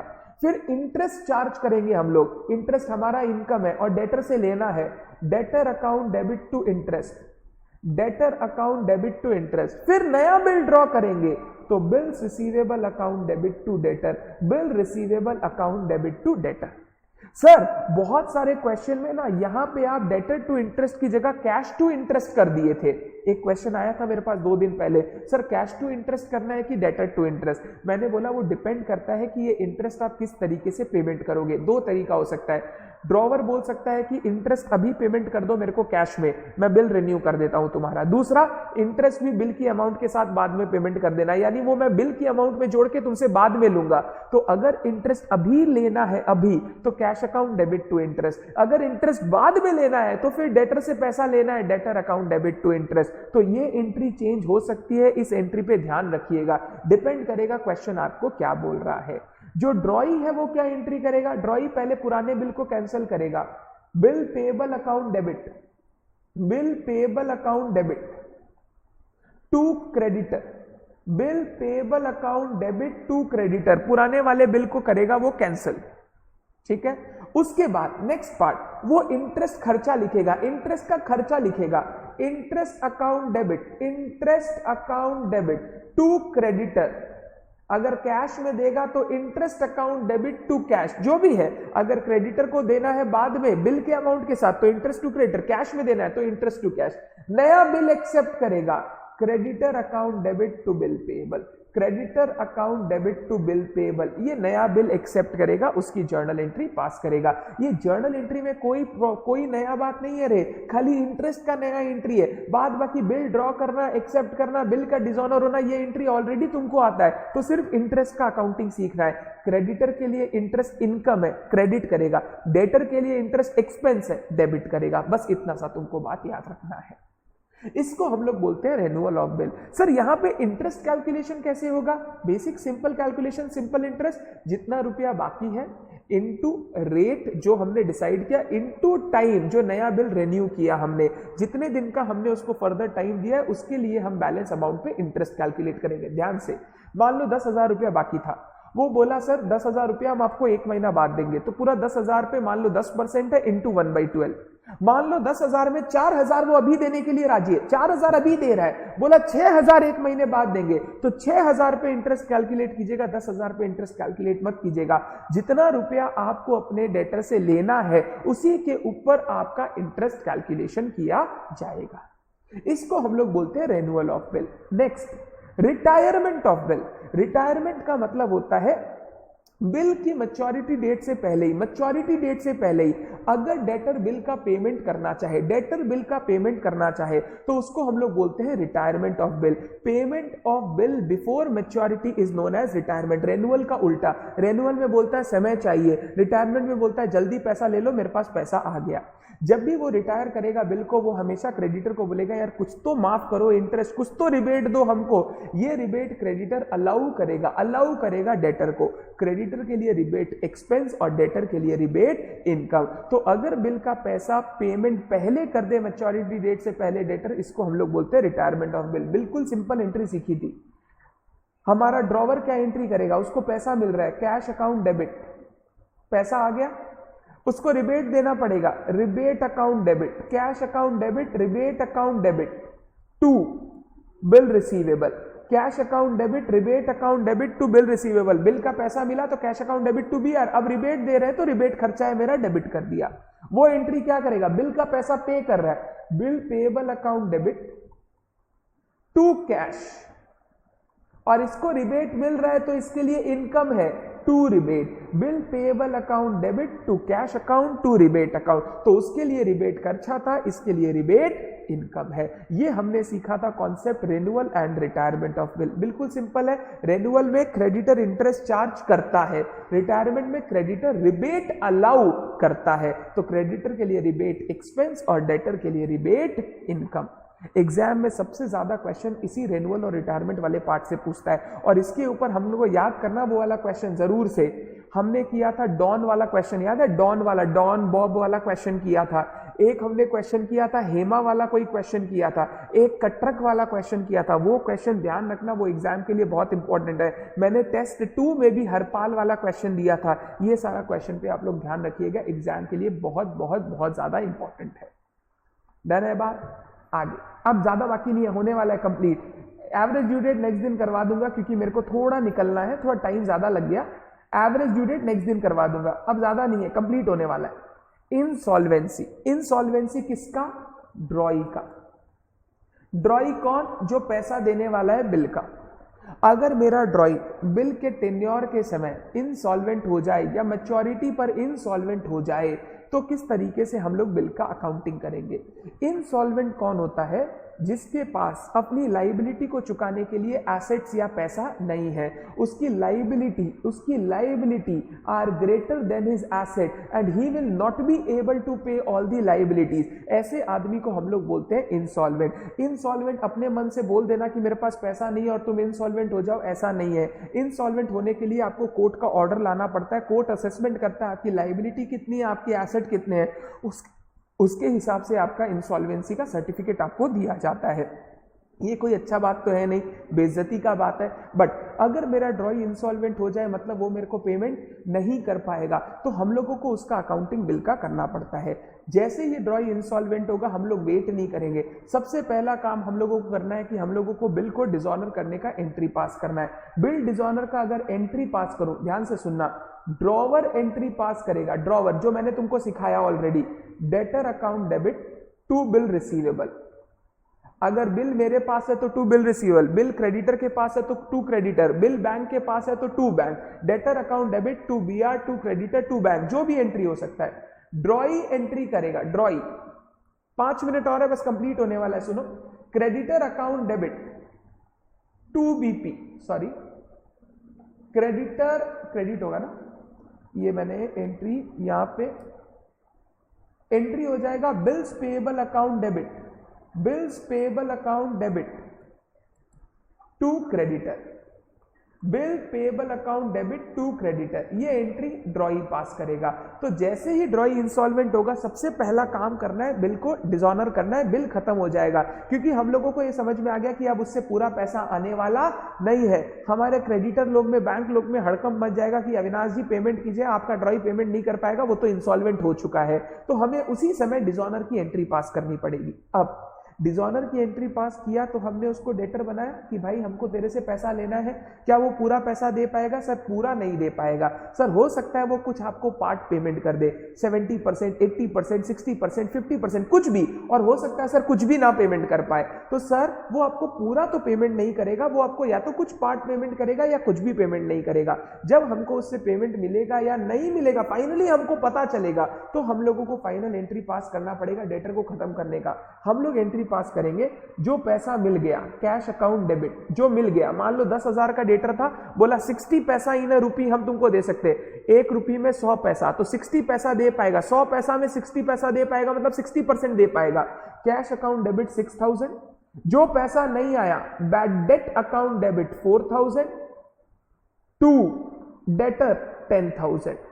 तो टोटल 10,000 रुपया में 6,000 वो दे पाया, बैलेंस 4,000 बैड डेट लॉस हो गया। मान लो भैया कुछ नहीं दे पाता तो पूरा का पूरा bad debt account debit to debtor पूरा 10,000 का हम लोग लॉस दिखा देते, हम लोगों को उससे कोई रुपया रिसीव नहीं होगा। ये जो बैड डेट का एंट्री कर रहा है, जब ड्रॉई अपने बुक्स में पेमेंट का एंट्री करेगा वो इसी चीज को बोलेगा डेफिशिएंसी। एंट्री देख क्या होगा, creditor account debit, creditor account debit 10,000 to cash, कितना पे कर रहा है बोल 6,000, टू डेफिशिएंसी कितना रुपया 4,000। तो टोटल 10,000 पेमेंट करना था, 6 पेमेंट कर पाए, बैलेंस 4,000 रुपया हम पेमेंट नहीं कर पाए। ऐसे क्योंकि लाइबिलिटी का कम पेमेंट कर रहा हूं, ये मेरे लिए गेन है इसीलिए मैंने क्रेडिट कर दिया। एक्चुअल में ये गेन नहीं है, ये आपकी गुडविल का डिप्लीशन है। आपकी गुडविल इससे खराब हो रही है तो ये गुडविल का डिप्लीशन है, इसको हम लोग डेफिशिएंसी बोल के क्रेडिट करेंगे। तो जो डेटर, जो क्रेडिटर अपने बुक्स में बैड डेट रिकॉर्ड करेगा उसी चीज को डेटर अपने बुक्स में क्या बोल के रिकॉर्ड करेगा, डेफिशिएंसी। तो जब भी बिल ड्रॉई इंसॉल्वेंट हो जाएगा, पहला काम करना है बिल का डिसऑनर और दूसरा काम करना है फाइनल सेटलमेंट, कितना रुपया मिलेगा, जितना मिलेगा ठीक है, जो नहीं मिलेगा वो बैड डेट या डेफिशिएंसी बोल के रिकॉर्ड कर लेंगे। डन है बात। लास्ट, ये सारे क्वेश्चन आपकी बुक में दिए हुए, वापस करने की जरूरत नहीं है आपको, क्वेश्चंस ऑलरेडी सिखाया हुआ आपको। Last concept accommodation bill. 2 महीने क्लास में आपको बहुत अच्छी तरीके से डायग्रामेटिक फॉर्म में आपको सिखाया, एक बार बेसिक रिवीजन करवा देता हूं ताकि याद रहे। अकोमोडेशन बिल में जब हम लोग ये अकोमोडेशन बिल का कॉन्सेप्ट डिस्कस करेंगे, यहां पर हमारा बिल का जो मेन ऑब्जेक्टिव था वो ट्रेड के कोर्स में पेमेंट या सेटलमेंट का फैसिलिटेशन नहीं है। यहां पे अकोमोडेशन बिल में बिल्स नॉर्मली ड्रॉ किए जाते हैं so that the parties can arrange short term funds for themselves. अगर कोई 2 दोस्त है, 2 रिलेटिव्स है, 2 फैमिली मेंबर्स है जिनको शॉर्ट टर्म के लिए पैसों की जरूरत है, लिक्विडिटी का क्रंच है और उनको शॉर्ट टर्म के लिए कुछ पैसे चाहिए, वो अकोमोडेशन बिल का कॉन्सेप्ट यूज करके पैसे अरेंज कर सकते हैं। तो पैसे अरेंज करने के लिए अगर बिल ड्रॉ किया जाए जिसपे कोई क्रेडिट परचेज, कोई क्रेडिट सेल नहीं था, उन बिल्स को हम लोग बोलते हैं अकोमोडेशन बिल। तो अकोमोडेशन बिल का ऑब्जेक्टिव क्या होता है, सिखाया था to gather short term funds for the parties. जो पार्टी इस बिल ऑफ एक्सचेंज में आ रही है उनके लिए शॉर्ट टर्म फंड्स जुगाड़ना है, इसके लिए हम लोग बिल ड्रॉ कर रहे हैं। 2 दोस्त अविनाश और नवनीत दोनों को ही शॉर्ट टर्म में पैसा का जरूरत है। किया क्या उन्होंने, अविनाश ने एक बिल ड्रॉ किया नवनीत पे 50,000 रुपए का। इन्होंने डिसाइड कर लिया था जो भी पैसा आया आधा आधा बांटेंगे, फाइनली पैसा मिला के पेमेंट कर देंगे। तो अविनाश और नवनीत ने डिसाइड किया कि बिल का प्रोसीड का आधा आधा बांटेंगे। 50,000 रुपए का बिल अविनाश ने नवनीत पे ड्रॉ किया। अविनाश क्या करेगा, अपने बैंक के पास जाके बिल को डिस्काउंट कराएगा। अविनाश ने 50,000 का बिल डिस्काउंट कराया 48,000 पर। कितना पर, 48,000। जैसे ही अविनाश के पास 48,000 आएगा, ये 24,000 नवनीत को देगा, 24,000 खुद रखेगा। इससे ये लोग 2 महीना 3 महीना जो बिल का मैच्योरिटी है उतना महीना के लिए ये 24,000 अपने बिजनेस में यूज करके इससे पैसा कमाएगा। फाइनली जिस दिन ड्यू डेट आएगा, अविनाश 25,000, नवनीत 25,000 किट्टी में डालेंगे, टोटल 50,000 होगा। नवनीत बैंक को 50,000 पेमेंट कर देगा। ये अकोमोडेशन बिल का कॉन्सेप्ट होता है। अब एग्जाम वाइज जब ये क्वेश्चन आता है तो इस बिल में थोड़ा सा, इस क्वेश्चन में थोड़ा सा मसाला डाल दिया जाता है। क्या मसाला, ध्यान से सुनना। जैसे ही अविनाश के पास 48,000 आया, उसने 24,000 खुद रखा, 24,000 नवनीत को दे दिया। अब जब 24,000 नवनीत को दिया तो नवनीत पहला क्वेश्चन पूछा, अविनाश 50,000 का बिल था, हाँ, तो तुम मेरे को 25 देगा, तुम 24 क्यों दे रहा है? अविनाश बोला, देख नवनीत, 2,000 रुपया बैंक ने चार्जेस काटा है डिस्काउंटिंग का। ये जो 2,000 बैंक चार्जेस काटा है ना, ये मैं अकेले बियर नहीं करूंगा। 1,000 तुम बियर करेगा, 1,000 हम बियर करेगा, क्योंकि पैसा आधा आधा बांट रहे हैं। तो इस पैसा को लाने के लिए जो इंटरेस्ट का खर्चा लगा है वो भी आधा आधा बांटेंगे। तो तेरे को मैंने 24,000 कैश दिया, 1,000 तेरे नाम का डिस्काउंटिंग चार्जेस, तो तेरा टोटल हो गया 25,000 और मेरा भी टोटल हो गया 25,000। तो तेरे को मैं 24,000 ही कैश दूंगा, मैं तेरे को 25,000 कैश नहीं दूंगा। 1,000 का डिस्काउंटिंग चार्जेस भी तुझे बियर करना होगा। सबसे पहला इंपॉर्टेंट बात ये याद रखना है, जिस रेशियो में पैसा बांटा जाएगा उसी रेशियो में डिस्काउंटिंग चार्जेस भी बांटा जाएगा। इसके बाद जब फाइनली बिल का ड्यू डेट आया तो नवनीत को पेमेंट करना था बैंक को, क्योंकि नवनीत ड्रॉई था। नवनीत अविनाश के पास गया, यार अविनाश ड्यू डेट आ गया, मैंने अपने 25,000 इकट्ठा कर लिए। 25,000, बैंक पूरा 50 लेगा, मैंने 25 इकट्ठा कर लिए, तुम अपना 25 दे। अविनाश बोला पैसा नहीं। क्यों, क्या हो गया यार, जहां बिजनेस में लगाए थे वहां नुकसान हो गया, या कुछ अच्छा बर्गर किंग वगैरह खुला था क्वेस्ट मॉल में तो जाके खा लिए, इसीलिए अब पैसा है नहीं मेरे पास। तो नवनीत बोला यार तेरे पास पैसा नहीं है तो मैं बैंक को पैसे कैसे पेमेंट करूंगा। तो अविनाश नवनीत को बोलता है तुम एक काम कर, मेरे ऊपर एक बिल ड्रॉ कर, मेरे ऊपर एक बिल ड्रॉ कर। और इस बार अपने बिल ड्रॉ करते हैं 80,000 रुपए का। नवनीत ने अविनाश के ऊपर एक 80,000 का बिल ड्रॉ किया। नवनीत अपने बैंक के पास गया और उस बिल को मान लो 78,000 में डिस्काउंट कराया। कितने में? 78। तो नवनीत के पास 78 आया। जैसे ही नवनीत के पास 78 आया, अविनाश ने बोला ये 78 ऐसे बांट लो, पहले इस 78 से 50,000 पुराना वाला पेमेंट कर दे, क्योंकि वो तेरे ऊपर एक लाइबिलिटी ऑब्लिगेशन है। तो तुम सबसे पहले 78 में 50,000 बैंक को पेमेंट कर दे। तो उसने बैंक ऑफ अविनाश को पेमेंट कर दिया कितना? 50,000। 78 में 50 गया तो कितना बचा? 28। अब ये 28 आधा आधा बांट देते हैं। तो नवनीत क्या करता है, 28 में 14,000 अविनाश को देता है और 14,000 वो खुद रखता है। अब हिसाब ध्यान से सुनना, 14,000 अविनाश को मिला, ठीक है। 80,000 का बिल था, अविनाश को मिलना चाहिए था 40,000, बट मिला सिर्फ 14,000। क्यों? ध्यान से, पहला जो फर्स्ट बिल पेमेंट हुआ 50,000 का, उसमें 25,000 अविनाश का हिस्सा था, हाँ या ना? 25 अविनाश का हिस्सा था, तो वो 25,000 अविनाश के बिहाफ में नवनीत ने पेमेंट किया उस बिल से, प्लस 14,000 और दिया नवनीत, कितना हुआ? 39। 2,000 का डिस्काउंटिंग चार्जेस था। अब 2,000 का डिस्काउंटिंग चार्जेस में आधा अविनाश बियर करेगा तो 1,000 अविनाश और बियर करेगा। तो देखो अविनाश के हाथ में 40,000 आया कि नहीं? 25,000 फर्स्ट बिल का पेमेंट हुआ अविनाश के बिहाफ में, 14,000 अविनाश को कैश मिला और 1,000 का डिस्काउंटिंग चार्जेस जो अविनाश को बियर करना है। 2,000 divided by half into half जो अविनाश और नवनीत का है, तो वो 2,000 में नवनीत अविनाश को बियर करना पड़ेगा 1,000। तो अविनाश को टोटल 40 ही मिला है, कैश में 14 मिला, पुराना बिल पेमेंट हुआ और 1,000 का क्या हो गया? Discounting charges. तो 14,000 अविनाश को रेमिट कर दिया। अब ध्यान से मेरा बात सुनना, जब सेकंड बिल का पेमेंट का टाइम आया, यही स्टोरी एग्जाम में आएगा। जब सेकंड बिल का पेमेंट का टाइम आया, किसको पेमेंट करना था? अविनाश को पेमेंट करना था, क्योंकि अविनाश ड्रॉई था। अविनाश को पेमेंट करना पड़ा, बैंक ऑफ नवनीत को करना पड़ेगा, ठीक है, बैंक ऑफ नवनीत को पेमेंट करना पड़ेगा। अविनाश हाथ खड़ा कर दिया, बोला हम तो इंसॉल्वेंट है, हमारे पास कोई पैसा नहीं है, हम अपना लाइबिलिटी नहीं चुका सकते, हमारे पास एसेट्स ही नहीं है। अब जैसे ही अविनाश इंसॉल्वेंट होगा, बैंक एक बार अविनाश के पास जाएगा। अगर अविनाश पेमेंट नहीं करेगा तो बैंक किसको पकड़ेगा? नवनीत को। नवनीत को एक बार बैंक को पेमेंट करना होगा। तो नवनीत ने बिल का पेमेंट बैंक को किया। नवनीत ने एंट्री पता है क्या किया? अविनाश अकाउंट डेबिट, अविनाश मेरा डेटर है क्योंकि अविनाश से पैसा लेना है, टू बैंक, और उसने 80,000 रुपए बैंक को पेमेंट कर दिए। 80,000 पेमेंट करने के बाद नवनीत गुस्से में अविनाश के पास आया, अविनाश तुम मेरे को पैसे दो। कितना? कोई बता सकता है कितना? एक बार आप आंसर करो तो। अविनाश से पैसा मांगेगा नवनीत, कितना रुपया मांगेगा? कितना रुपया? पहले वाले बिल का अमाउंट था 50,000, सेकंड वाला बिल का अमाउंट था 80,000। आंसर लिख रहा है समीर 40,000, ओमकार 40,000, और कोई बच्चा? राघव 40,000। 40,000 कैसे रे? तुम लोग क्या पढ़ा है यार? 40,000 कैसे बोल रहा है तुम लोग? शुभांशु भी 40,000, और कोई बताओ तो कितना होगा? रौनक बता तो। क्या ये सब उल्टा पुल्टा आंसर कर रहा है यार तुम लोग? मोहित भी बोल रहा है 40,000, या डांटने के बाद भी 40,000? राघव देखो अब आंसर चेंज किया, 15,000। अनिकेत 14,000। 14,000 कैसे अनिकेत यार? ये हम बेकार का कर रहे थे तुम्हारे साथ नाटक। 40,000 was the correct answer, sorry for the नाटक। 40,000 ही होगा, ऐसे आंसर चेंज मत किया करो। समीर ने बहुत अच्छा आंसर किया, 80 में 40,000 तो अविनाश बियर करेगा, वेरी गुड सर, आपका लाइबिलिटी हाफ ही होगा, वेरी गुड रितिका।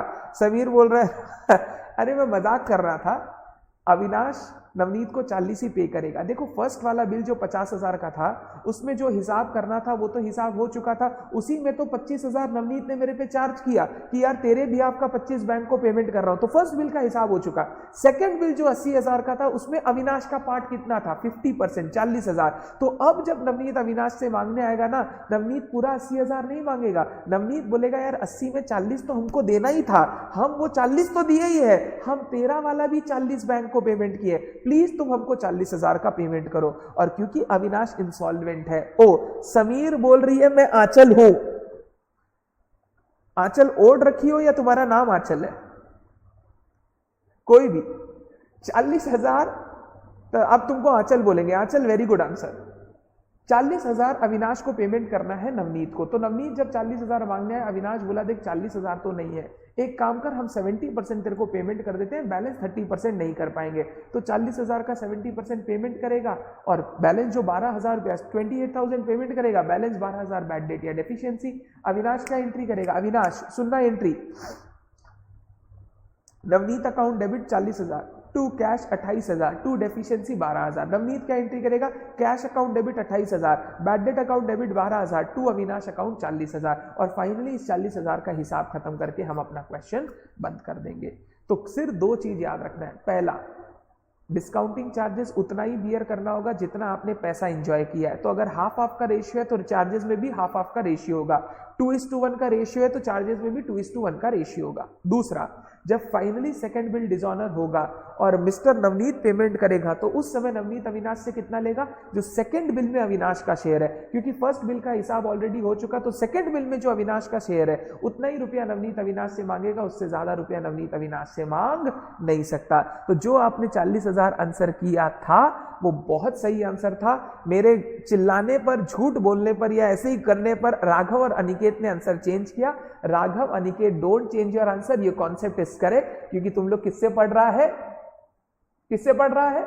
मेरे से पढ़ रहा है। ऐसा नहीं है, तुम लोग बहुत अच्छा स्टूडेंट्स हैं and your answer was correct. Sorry मैंने तुम लोग पे गुस्सा किया ऐसे ही नाटक वाला और तुम लोगों को थोड़ा डर लग गया, ऐसे डरने का कोई बात नहीं था, बिल्कुल सही आंसर था। रौनक मेरे को लग रहा है आज एक्टिव नहीं है, इसीलिए वो आंसर किया नहीं।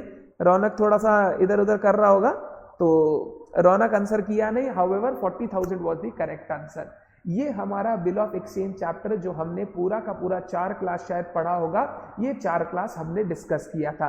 एक last bill receivable and bills payable book कुछ नहीं था। Bill receivable, bills payable book subsidiary book है, रजिस्टर है। अगर हमारे बिजनेस में रेगुलर बेसिस पे बहुत सारे बिल्स हम एक्सेप्ट और ड्रॉ करते हैं तो हमें ये बुक्स बना लेनी चाहिए ताकि बिल का सही हिसाब हम रख सके। बिल रिसीवेबल बुक में हम क्या चीज रिकॉर्ड करते हैं? जो हम बिल रिसीवेबल ड्रॉ कर रहे हैं हमारे डेटर पर। बिल पेएबल बुक में हम लोग क्या चीज रिकॉर्ड करते हैं? जो हम लोग बिल पेएबल एक्सेप्ट कर रहे हैं हमारे क्रेडिटर से। तो अगर हम बिल ड्रॉ करते हैं तो हमें बीआर बुक में एंट्री करना है, अगर हम बिल एक्सेप्ट करते हैं तो हमें बीपी बुक में एंट्री करना है। लेजर वगैरह सब कुछ ऑलरेडी सेम था जो सब्सिडरी बुक में सिखाया था। बीआर अगर ड्रॉ किया, जर्नल एंट्री होता है BR account debit to debtor, तो डेटर के अकाउंट में क्रेडिट करते जाऊंगा जैसे जैसे बिल ड्रॉ करूंगा, और बीआर अकाउंट में पूरा टोटल आ जाएगा एक बार में 2 डेटर या 2 सन्ट्रीज बोल के। बीपी का जर्नल एंट्री होता है creditor account debit to BP, तो क्रेडिटर अकाउंट में डेबिट करते जाऊंगा 2 बीपी जैसे जैसे बिल में एक्सेप्ट करूंगा, और बिल पेएबल अकाउंट में पीरियोडिक टोटल एक साथ क्रेडिट कर दूंगा बाई सन्ट्रीज। ये वाला हमने ऑलरेडी सब्सिडरी बुक में ये सब कॉन्सेप्ट सीख लिया था, सिर्फ नाम यहां से रिलेटेड था तो मैंने आपको इस चैप्टर में पढ़ाया था। This was all about bills of exchange का रिविजन। अगर आपको कोई क्वेश्चन पूछना है तो आप पूछ सकते हो। रौनक भाई ये सर खाना खा रहे हैं सो टाइप नहीं कर पाए। ओके रौनक भाई ये टीवी पे शो थोड़ी ना चल रहा है। अरे रौनक हमारा इंटेलिजेंट बच्चा है, वो खाना खा के भी पढ़ सकता है और पढ़ते समय भी खाना खा सकता है, कोई दिक्कत नहीं है। बट रौनक तेरे से आंसर एक्सपेक्ट करता हूं तो दिया कर आंसर, बट सारे स्टूडेंट ने करेक्ट आंसर दिया था। एंड एक चीज तो बहुत अच्छा है तुम लोग का बैच में, तुम लोग का बैच इंटेलिजेंट बहुत है। इंटेलिजेंट बैच को पढ़ाने का मजा क्या होता है पता है? पढ़ाना ही नहीं पड़ता है, उन लोग को सब कुछ पहले से आता है। तो हम तो क्लास में थोड़ा बहुत इंजॉयमेंट कर देते हैं, तुम्हारा मन रख लेते हैं और अपने आप हमारा सिलेबस कंप्लीट हो जाता है।